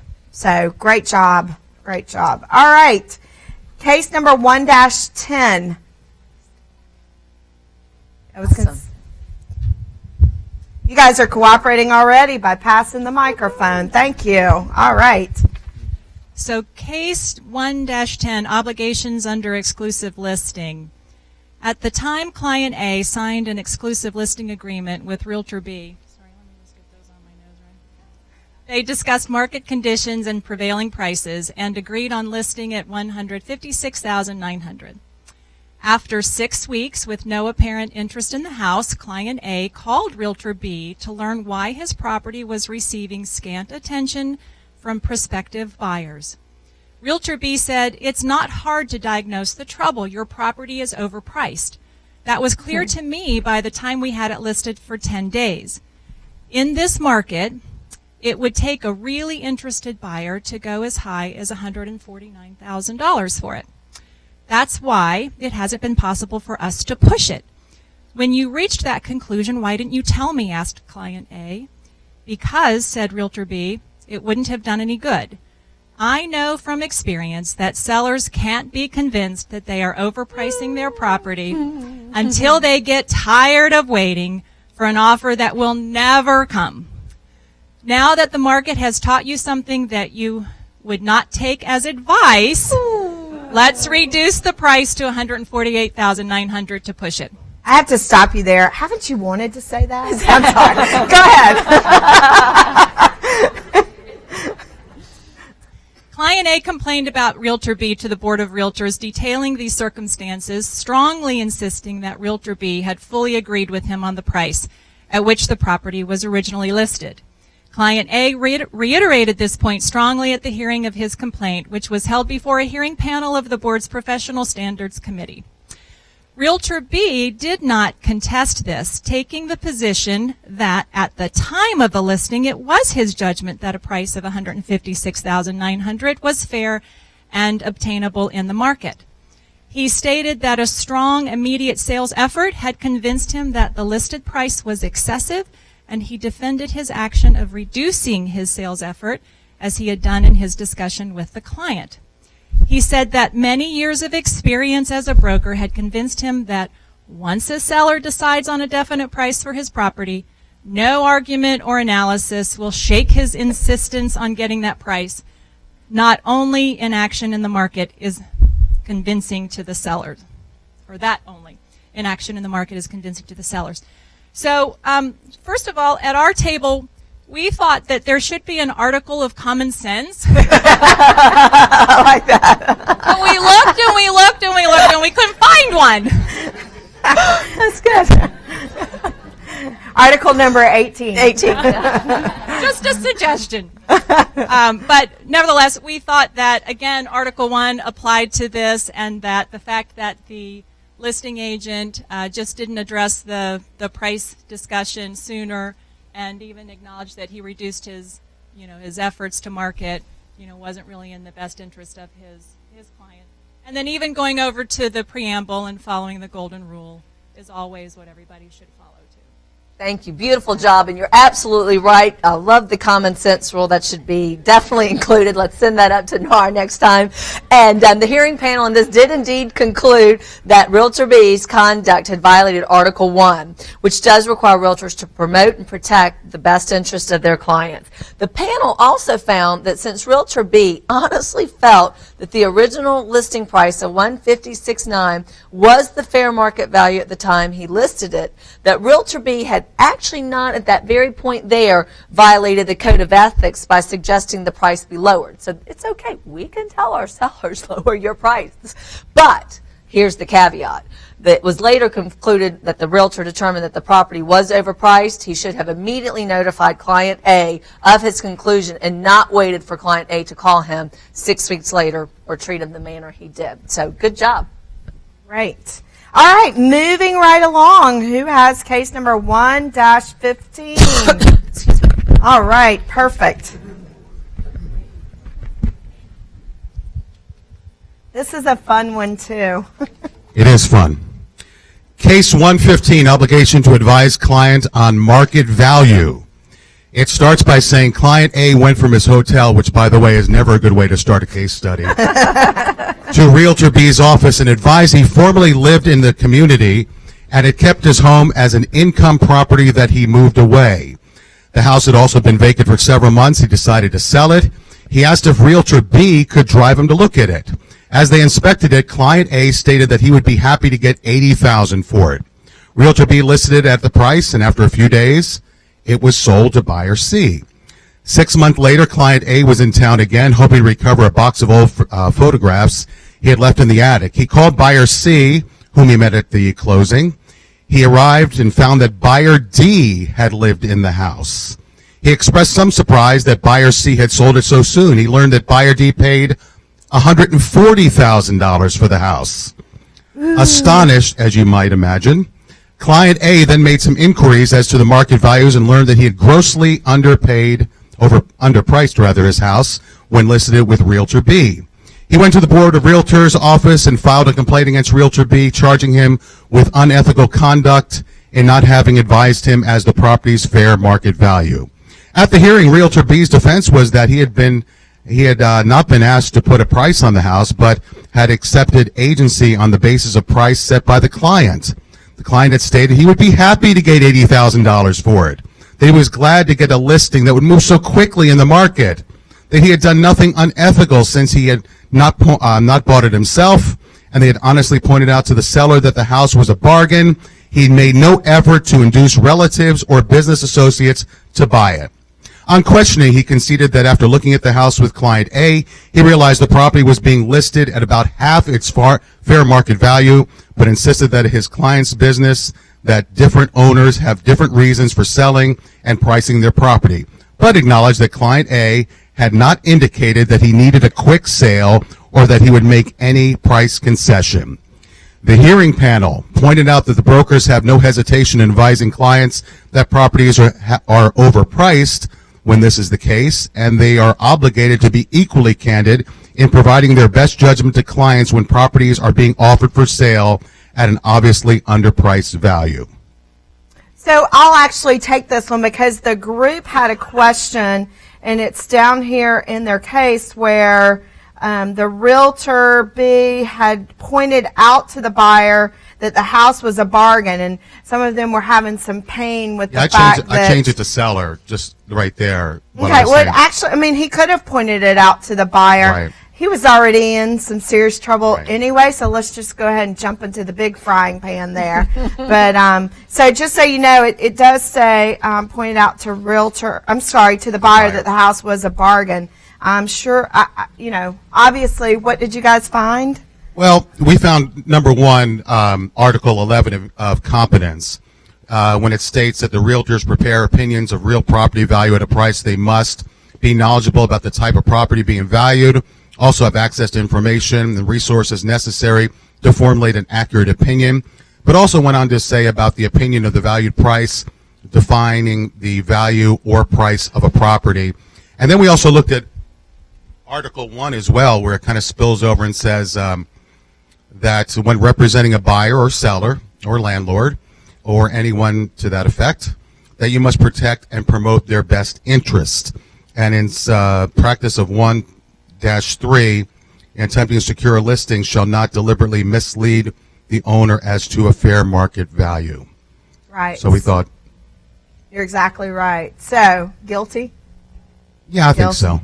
Guilty. The panel concluded that in view of the wide discrepancy between the owner's asking price and the property's market value, which Realtor B conceded was apparent to him, it was Realtor B's obligation as an agent to advise his client that the house was worth considerably more, especially since it was apparent that client A had been away from the community for years and was out of touch with local values. The hearing panel actually found Realtor B in violation of Article 1. So let me just stop here and point out something that is not obvious, and but I want you to be aware. Some of these case studies actually go back many years, and as we pointed out earlier today, the Code of Ethics typically has an adoption amendment cycle, if you will. And so some of the things that you cited, while they would be accurate for this case, were actually not in place at that time that this particular case came about. And that's okay. I think it's great for us to identify other articles that we think it relates to, because we certainly have that. So interestingly enough, you have cases, there's a couple in here from like the 80s, but the articles themselves, and remember, the articles have not really changed tremendously. The standards of practice have. And so as you're looking at this, you may find some others that apply that may not actually be quoted by the hearing panel, if you will. So just a little bonus there that you get to do a little more looking as to how it applies to your case. Does anyone have Article 1-20? Okay, we'll save it for the end. What about 1-25? 1-25? Okay, great. You're stuck with me at the end on that one. What about 1-28? You have 1-25? Okay, good. All right. Hey, look at your neighbor and tell them to wake you up, all right?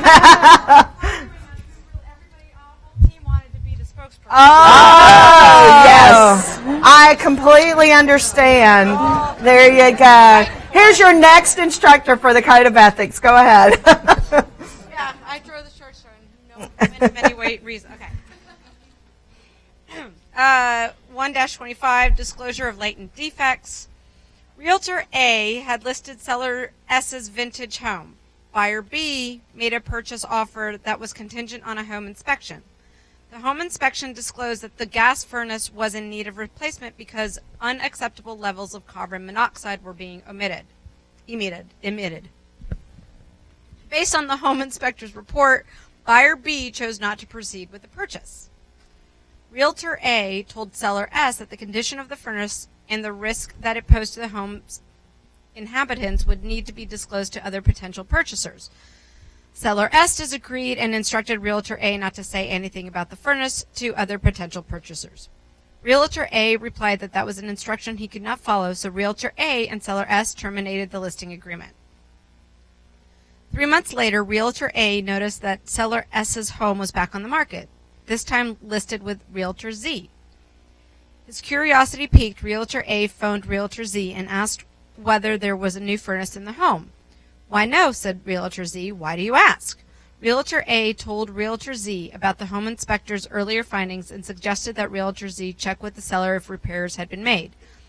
When Realtor Z raised the question with Seller S was irate. "That's none of his business," said Seller S, who became an even angrier with Realtor Z, advised him that potential purchaser would have to be told about the condition of the furnace since it posed a serious potential health risk.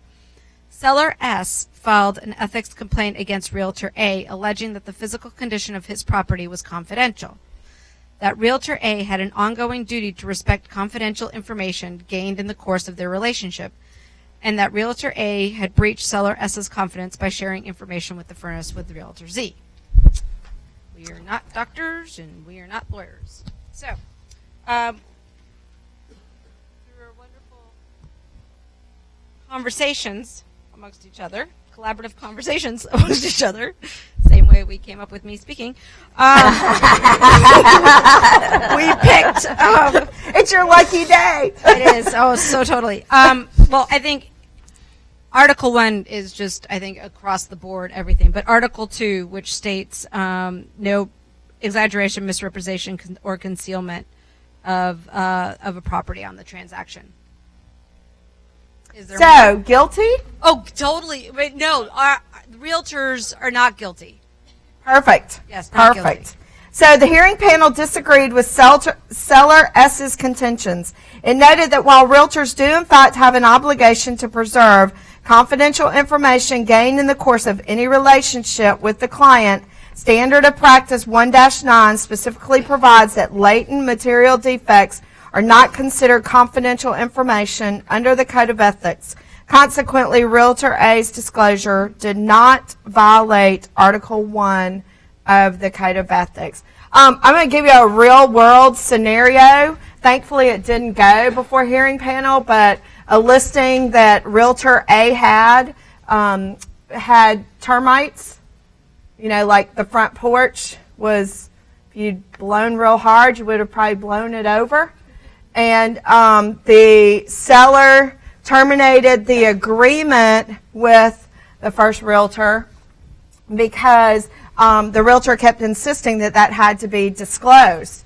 So realtor B came along. Turns out realtor A and B know each other very well. Realtor A called and said, hey, I see you've got, 123 Main Street listed. I'm sure you know it's full of termites. So very similar types of cases that come about that you question, do I, don't I? Please be in contact with your broker when you have a situation like that, particularly when you lose a listing, so to speak, in our terminology for reasons that you won't disclose and that you've chosen to terminate that the other realtor may not be aware of. And if you know them, it's perfectly okay to make them aware of the latent defect. All right, moving right along to 1-28. Earlier we were going quickly. Now I'm going to have to tell you to read slowly.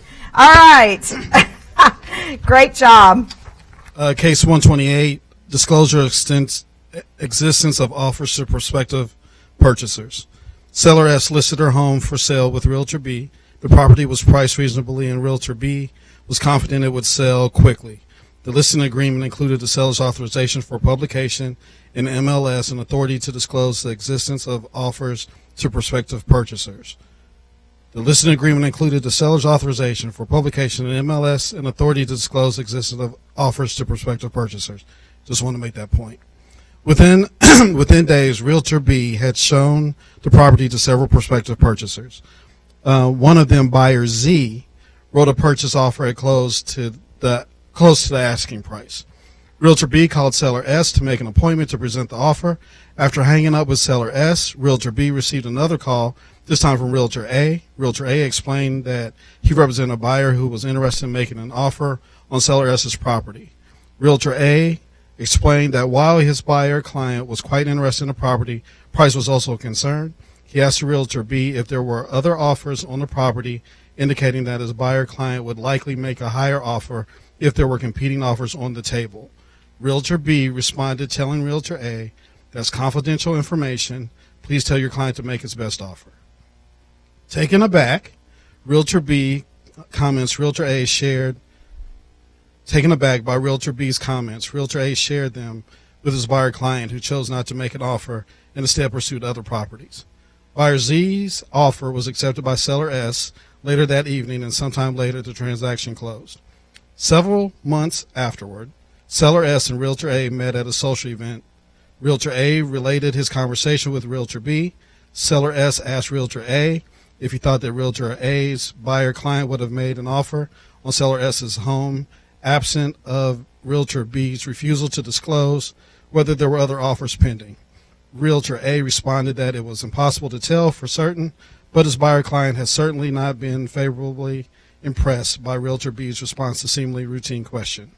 Seller S subsequently filed an ethics complaint against Realtor B, alleging violation of Article 1 as interpreted by Standard of Practice 115. He noted that he had clearly authorized Realtor B to disclose to buyers and cooperating brokers the existence of pending offers, and that Realtor B arbitrary refusal to share information he had authorized to share could have been the reason or part of the reason why Realtor A's client had chosen not to make an offer on seller S's property.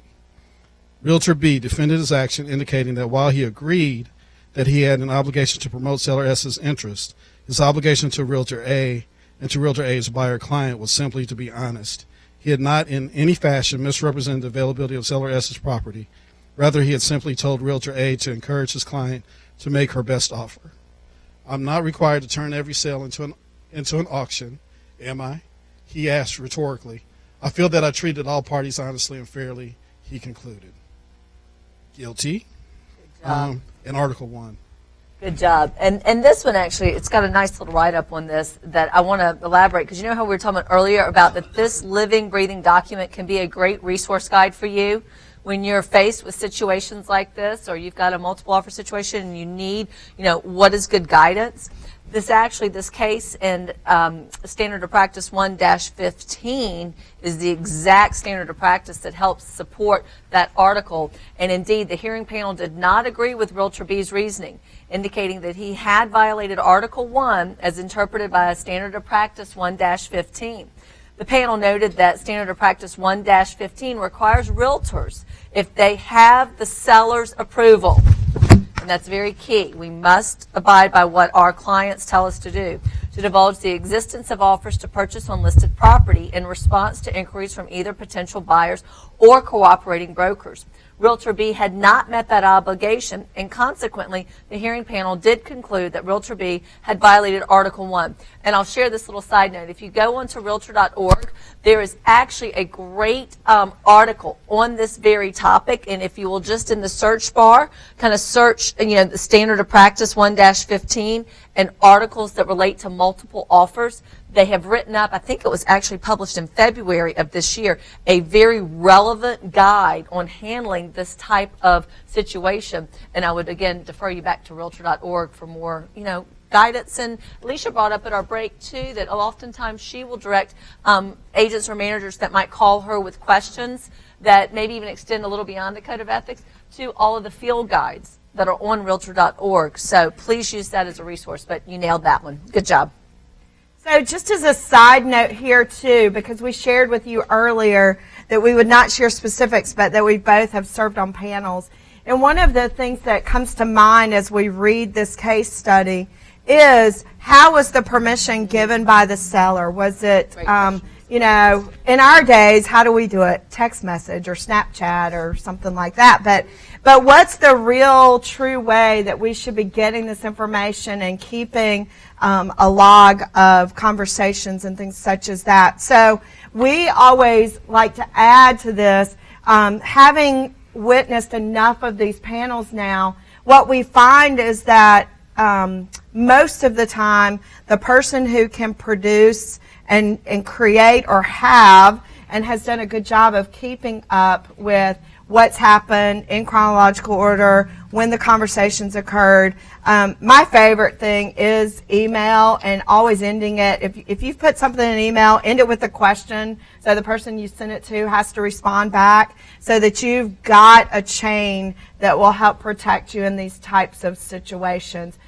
More often than not, what we find is when you cannot produce something like that, it's very difficult to move forward in not being found in violation. So we always add that side note because we live in such a technological world today that we text everything or find a different means to use it, and that's great for social, but it's not great when you have to defend yourself.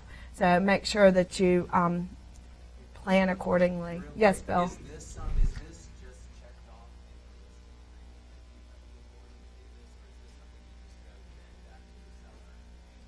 Yeah, it's not in your listing agreement. So and let me say this, you guys could, that's more of a technical policy question for your office. You guys could work off of several different listing agreements, but from the GAR listing agreements, it's not in that. I see a couple of questions, so I'm going to defer over here first.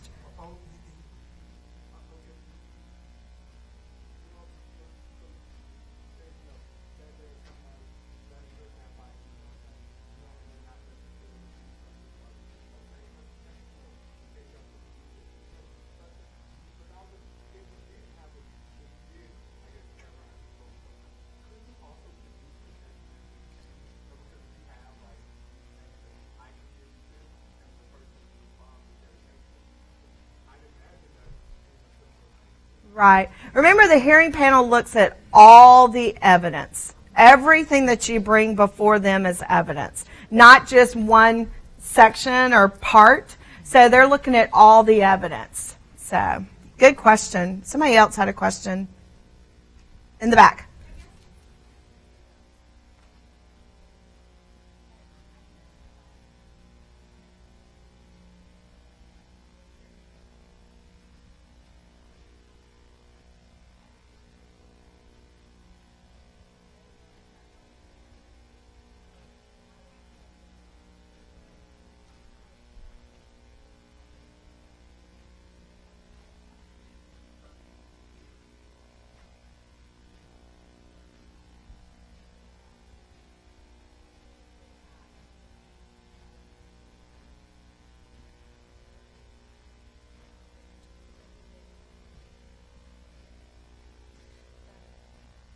And I can answer a little to that too, because it dates back, if you kind of look at, well, and it's a very good question, but if you look back, and I always like to look at when some of these articles or standards of practice, were amended and adopted, because it really tells a story of what we've gone through in our market.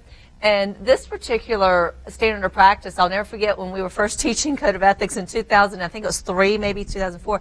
This was really addressed because it was a much similar hot market and there was a lot of multiple offers. And what was happening back then was agents were making the decision on behalf of the seller whether they should disclose if there was offers or not, and multiple offers, and what the terms were. And the National Association of Realtors, obviously, they were seeing complaints and they were seeing issues. And so they responded very quickly, again, that the whole code is, again, to protect the public and to protect and promote the best interests of your client. So they want to defer it back to the client. So if Lane's my seller, and we may even have 3 hot offers on her property, I need to go to Lane and explain to her the pros and cons. And I like to use the old adage, sometimes a bird in the hand is better than 2 in the bush. So, as I'm talking to Lane, I may say, Lane, yes, we've got multiple offers. It's now your decision whether or not you want to authorize me to tell the other parties, 1, that we have multiple offers, and then 2, what those terms, and if disclosure is authorized by her, then it goes into that next level. If some of those other offers, maybe it's a buyer that has come direct to me,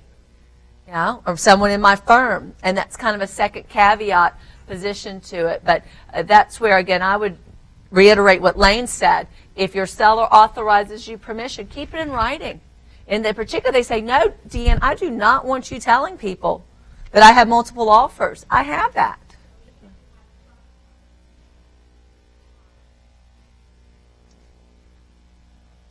It's left up to your seller. It's your seller's decision. I know it's a difficult answer because we want to know how we can get the property for our client. That's what it boils down to. But it's up to the seller as to what gets disclosed. So,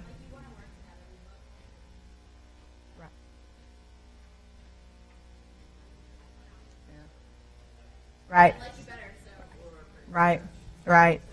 So, moving right along. These are always fun questions. Where's my people that have to know the right answer and don't like it depends? Exactly. We knew that'd come up, right? All right, moving right along to case number 1-30. Speaking of multiple offers, who has 1-30? Great. Realtor A, can you hear me? Realtor A listed seller S's house. He filed the listing with the MLS and conducted advertising intended to interest prospective purchasers. Seller S's house was priced reasonably and attracted the attention of several potential purchasers. Buyer B learned about seller S's property from Realtor A's website called Realtor A for information and was shown the property by Realtor A several times.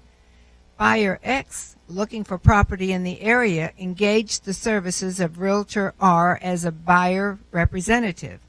Seller S's property was one of several Realtor R introduced to Buyer X.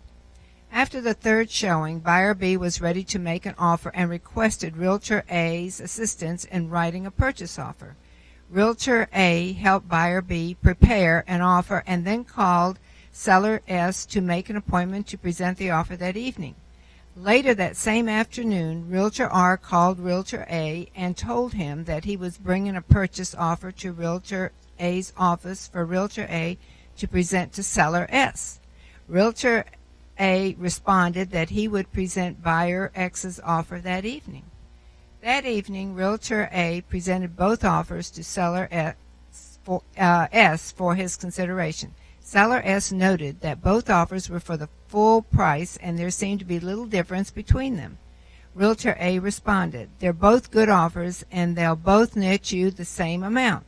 Seller S asked about the feasibility of countering one or both of the offers. Realtor A agreed that was a possibility, but noted that countering a full price offer could result in the buyer walking away from the table. Besides, he reminded Seller S, production of a full price offer triggered Realtor A's entitlement to a commission under the terms of their listing agreement. Seller S acknowledged that obligation but expressed regret that, faced with 2 full price offers, there was no way to increase the proceeds he would realize from the sale of his property. I'll tell you what, said seller S, if you'll reduce your commission, I'll accept the offer you procured. While you'll get a little less than we'd agreed in the listing contract, you'll still have more than if you had to pay the other buyer's broker. Seeing the logic of seller S's proposal and realizing that he and the seller were free to renegotiate the terms of their agreement, Realtor A agreed to reduce his commission by 1%. Seller S in turn accepted buyer B's offer and the transaction closed shortly thereafter. Upset that his purchase offer hadn't been accepted, buyer X called seller S directly and asked, just to satisfy my curiosity, why didn't you accept my full price offer to buy your house? Seller S explained that he had accepted a full price offer produced by Realtor A because of Realtor A's willingness to reduce his commission by 1%. Buyer X shared seller S's comments with Realtor R the next day. Realtor R in turn filed an ethics complaint alleging that Realtor A's commission reduction had induced seller S to accept the offer Realtor A had produced. That Realtor A's commission reduction made his presentation of the competing offer less than objective and violated Article 1, as interpreted by Standard of Practice 1-6, and that Realtor A's failure to inform him of the change in his Realtor A's commission arrangement violated Article 3 as interpreted by Standard of Practice 3-4. At the hearing, Realtor A defended his action, stating that he had said nothing inaccurate, untruthful, or misleading about either of the offers, and that he understood that his fiduciary duties were owed to his client, Seller S, and that he and Seller S were free to renegotiate the terms of their listing agreement at any time.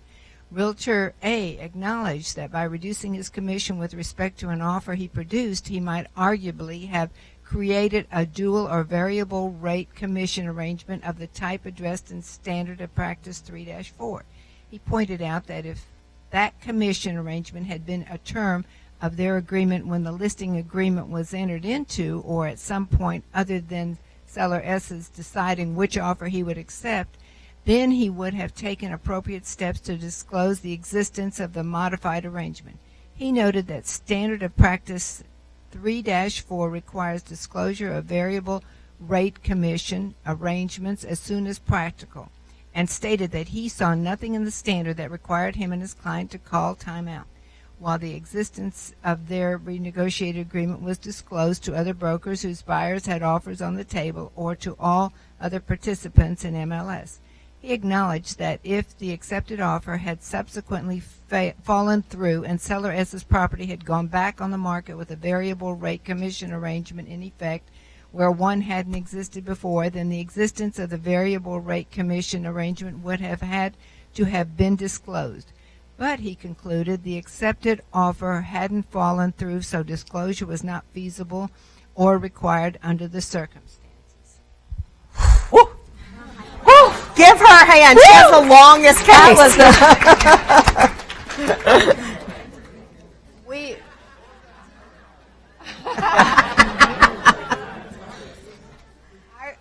Our group decided it wasn't. He's guilty, violation of Article 1. And again, you had, honestly, this, I mean, Lainey and I have talked every time because I don't think we've ever had a class nail that one, and it's a little tricky, okay? Y'all did a great job reading it, but technically that panel did not, found that he had not violated Article 1 or 3. And here's the key words, and it's buried down in the very, very bottom of it, and it's that timeout, okay? That while they were negotiating, that was when the change was made.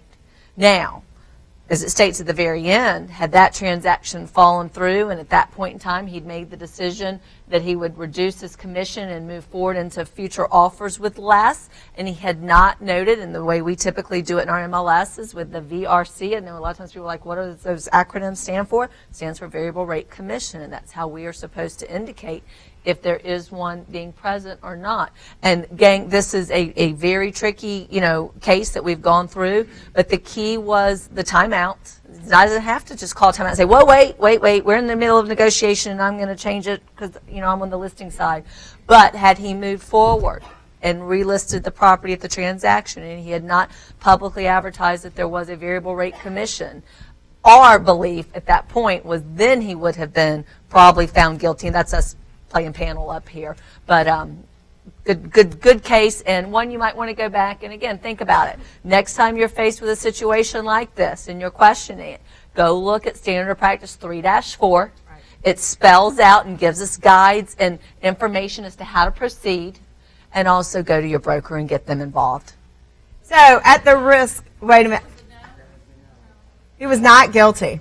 So at the risk of everybody flooding the stage when the class is over and asking more questions about this particular case, please keep in mind that the listing agreement is a separate agreement. So that was an agreement that they were free to negotiate, and he was only negotiating what? His portion of his side. So just keep that in mind as well. But he was found not guilty, not in violation. All right, let's go to 3-7. Who has it? And we have the microphone to share with you. And while you're about to share that, you guys give DeAnn a round of applause. She's got to sneak out, but it's always awesome teaching with you. We do have a lot of fun. So Bye, DeAnn. Bye, DeAnn.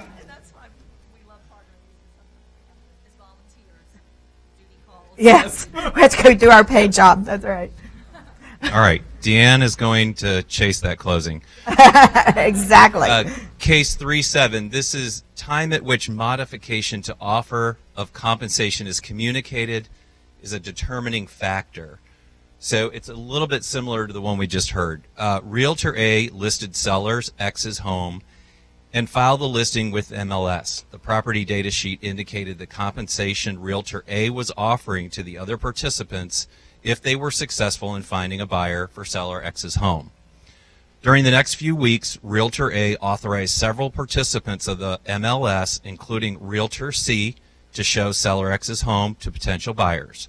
Although several showings were made, no offers to purchase were forthcoming.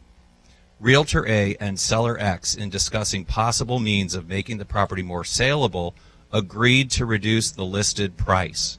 Realtor A also agreed to lower his commission. Realtor A changed his commission offer in the MLS and then called the MLS participants who had shown seller X's property to advise them that he was modifying his offer of compensation to cooperative brokers. Upon receiving the call, Realtor C responded that he was working with Prospect Z, who appeared to be very interested in purchasing the property and who would probably make an offer to purchase in the next day or two.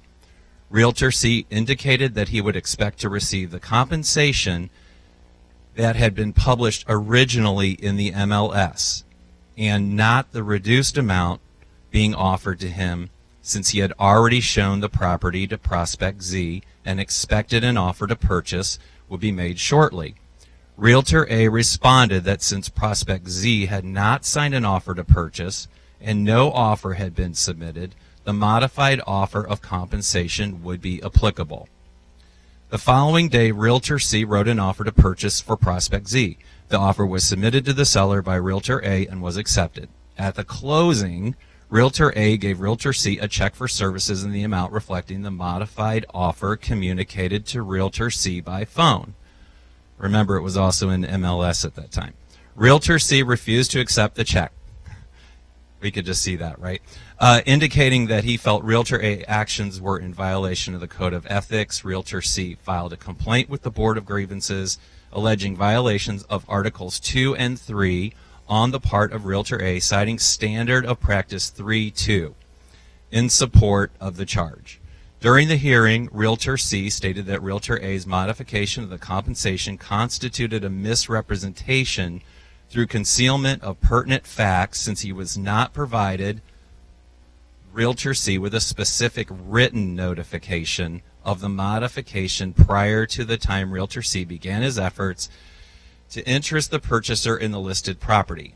Realtor A defended his actions by indicating that timely notice of the modification of compensation offered had been provided by telephone prior to Realtor C submitting a signed offer to purchase. Realtor A also indicated that his modified offer of compensation has been bulleted to all participants, including Realtor C, through the MLS in accordance with Standard of Practice 3-2 prior to the time that Realtor C had submitted the signed offer to purchase. Realtor A also commented that Realtor C submitted the signed offer to purchase prior to Realtor A communicating the modified offer, when Realtor A would have willingly paid the amount of the original offer. So we find this realtor Realtor A is innocent, and we cited, really, it's very specific, it's the standard 3-2. You're absolutely 100% correct. Based on the evidence presented to it, the hearing panel concluded that Realtor A had acted in accordance with the obligation expressed in Standard of Practice 3-2 based on changing the offer of cooperative compensation in the MLS alone, even without the courtesy phone calls, and consequently was not in violation. The key here is that all of this was done prior to offer. Had an offer been made and then compensation been changed, there would have been a problem. So I always have this person afterwards that comes up and says, well, I had this scenario and this is what happened and they changed the compensation. And so when people ask me, how do you protect yourself? Print out the FMLS or the Georgia MLS or whatever MLS system you're in. When you're showing that property, keep a printout of what you showed. And but prior to making an offer, go back and revisit and make sure it still reflects the same compensation. Because the notice in our world is through our MLS systems. So if it's changed prior to offer, I've always had these questions like, well, I called and told them I was going to show the property and then they went in and changed it. It just has to be done prior to offer. So make sure that you have those printouts. That's how you go about protecting yourself. All right, we're going to jump from 3 to 16-5. Who has that one? Awesome. How do I get back there? That's back.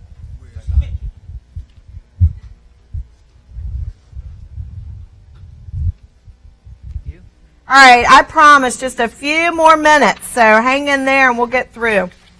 All right, we had case 16-5, solicitation of expired exclusive listing.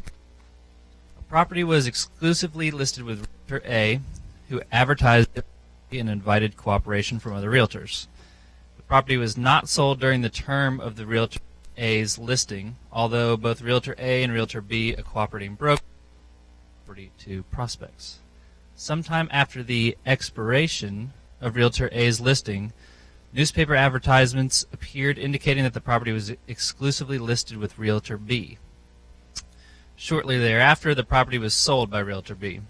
Realtor A confirmed that it was listed with Realtor B and then charged Realtor B in having failed to respect his exclusive agency status with the client by soliciting the listing. The grievance committee referred the complaint for hearing by a hearing panel of the Professional Standards Committee. Upon due notice to the parties, a hearing on the complaint was called with Realtors A and B present. Realtor A's specific charge was that Realtor B knew that the client had originally listed the property with him, Realtor A, because he had discussed the property with Realtor B during the term of the original listing contract.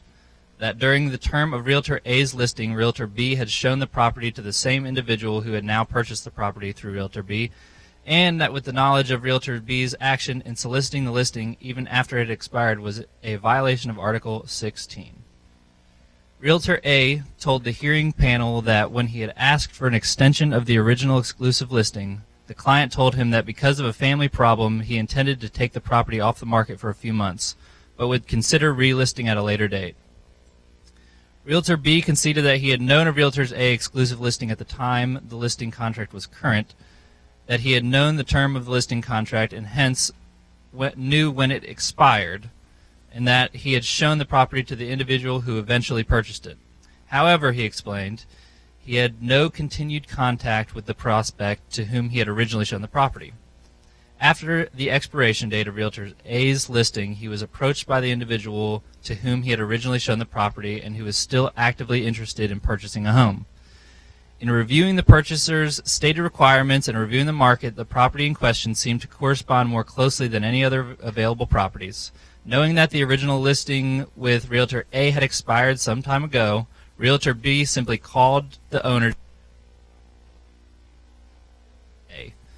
Upon learning that Realtor A's exclusive listing had not been extended, Realtor B told the owner of his prospective buyer, solicited the listing, and obtained it. Realtor B said he saw nothing unethical in having solicited the listing when it was no longer exclusively listed with another broker and felt that Realtor A was without grounds for complaint. And ours says, I think what you have, the panel concluded that it was not the intent of Article 16 to provide any extended or continuing claim to a client by a realtor. Of a listing agreement between the client and the realtor, the panel concluded that Realtor A had not been successful in his efforts to sell the client's property and that neither the property owner nor the realtors should be foreclosed from entering into a new listing agreement to sell the property. That he was not guilty. Absolutely not guilty at all. The panel concluded that Realtor B was not in violation of Article 16 of the Code of Ethics. All right, moving forward, and the key word there in that throughout that whole situation was expired. The listing agreement had expired.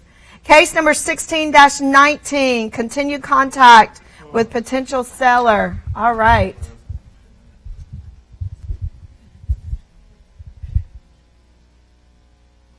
Case number 16-19.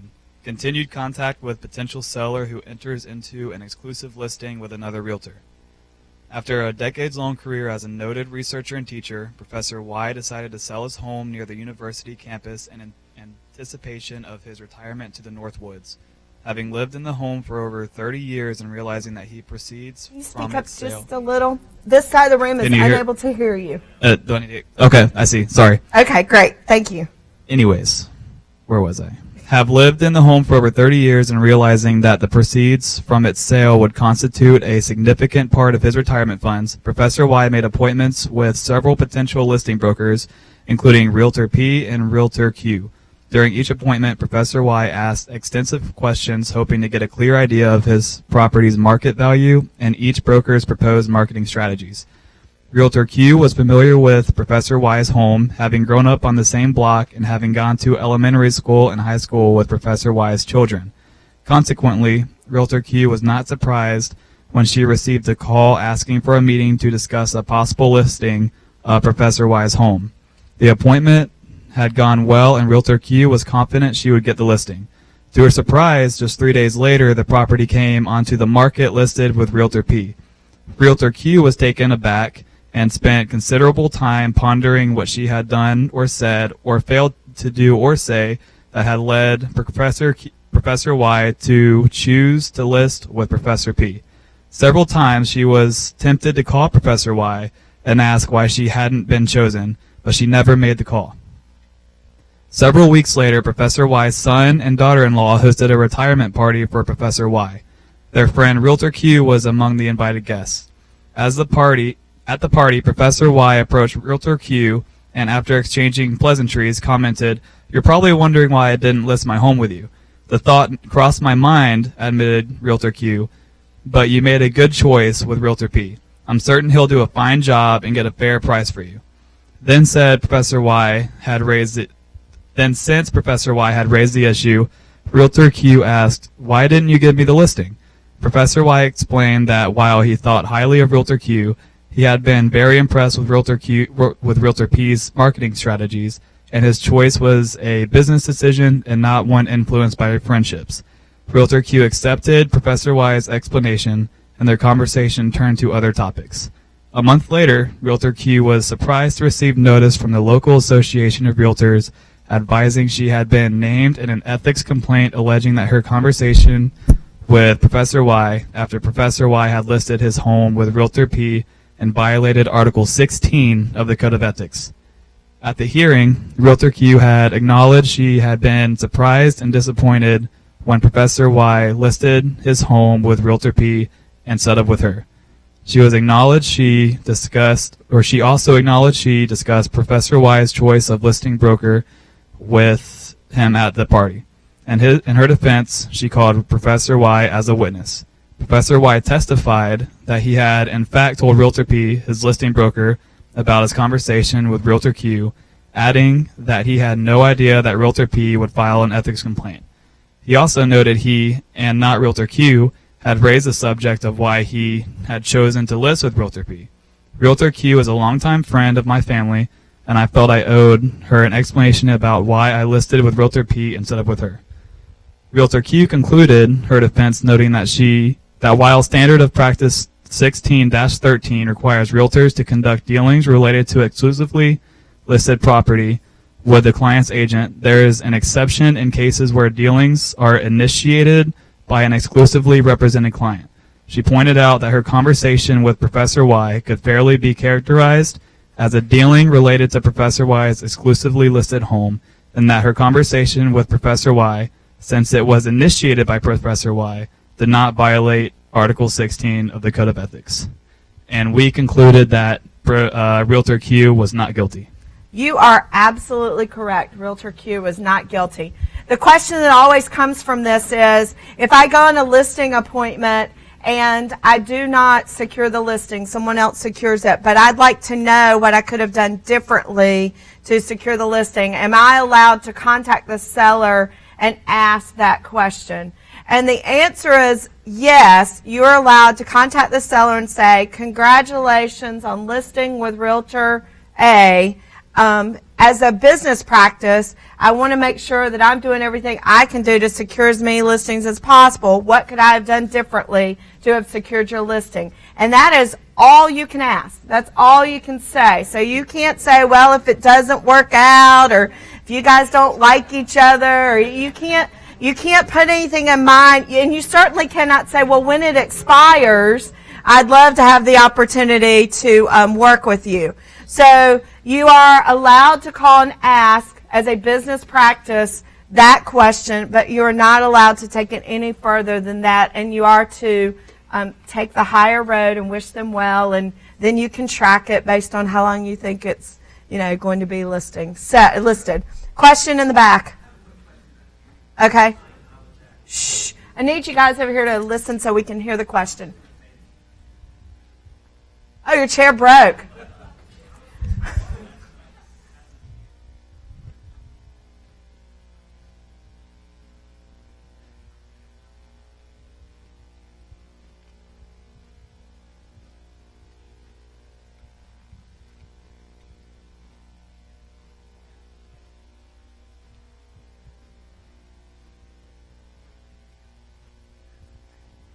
So that's a great question. And where do you cross that line of the Code of Ethics? You cannot induce someone to change their relationship. So you cannot say something like, I could do a better job, or I have this marketing plan, or my company does this. That's an inducement to change a relationship. What you can say is you can answer his questions up and until the point that you're inducing him. Okay? So, but the best answer is, I'd love an opportunity to speak with you. You're currently under a written agreement. Code of Ethics prohibits me from violating that written agreement, but here's my card. You've asked me some questions at the time you'd like for me to speak with you, and can you go into a listing presentation? Yes, you can if he asks you to do that, but you just cannot create an inducement situation. A bar's a bad place to do that, by the way. So, or a good place, I'm not sure which. But they called him from the bar and they've got his beer ready, I guess. So, so just make sure that you're careful. The amount of beverages don't equal the amount of talk that you do. So, all right, our final case, and you've got about 3 minutes. So, before we get to the final case. I just answered the final case. The beer at the bar, is that the answer? Oh, okay. So before we get to the final case, I want to make sure that you know to turn in your information, not to me.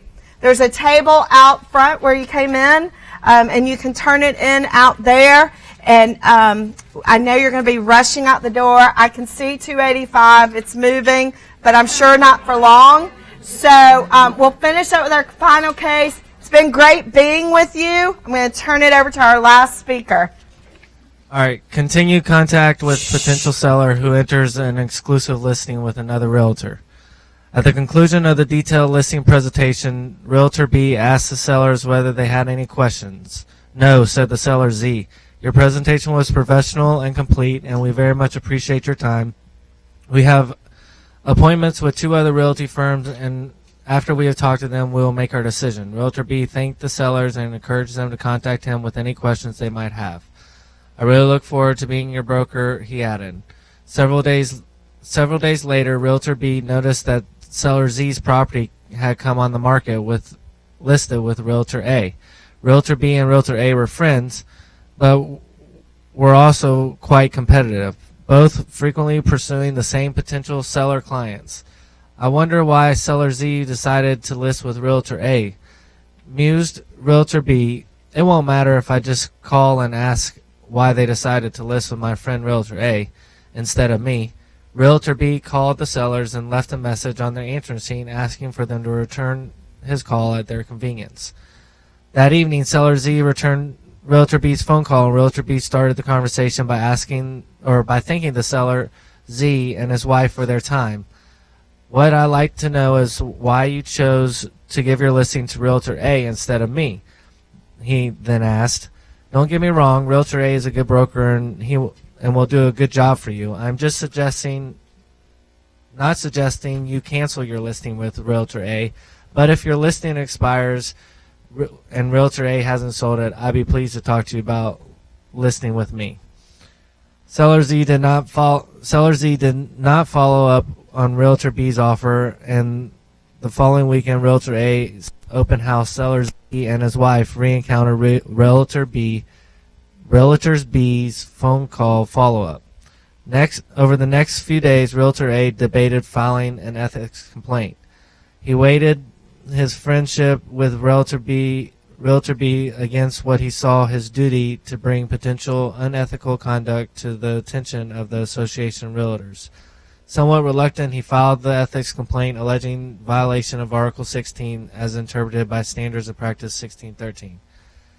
At the hearing, Realtor A called Seller Z as a witness, and Seller Z faithfully recounted the substance of Realtor B's conversation with Seller Z and his wife, commenting that while Realtor B had said he was only trying to understand why he hadn't been given the listing, it appeared to Seller Z that Realtor B wanted Seller Z to cancel his listing with Realtor A.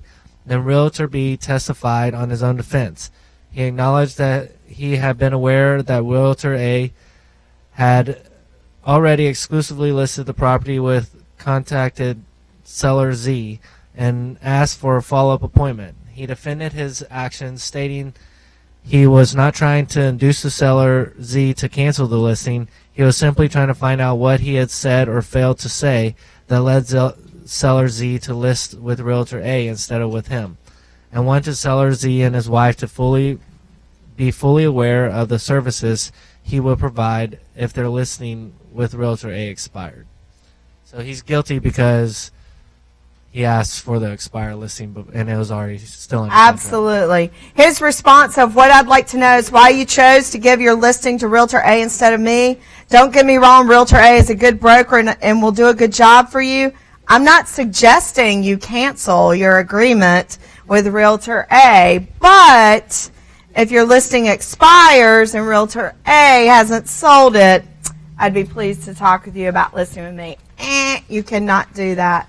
You guys have a great afternoon. Nice to meet all of you. Thank you very much.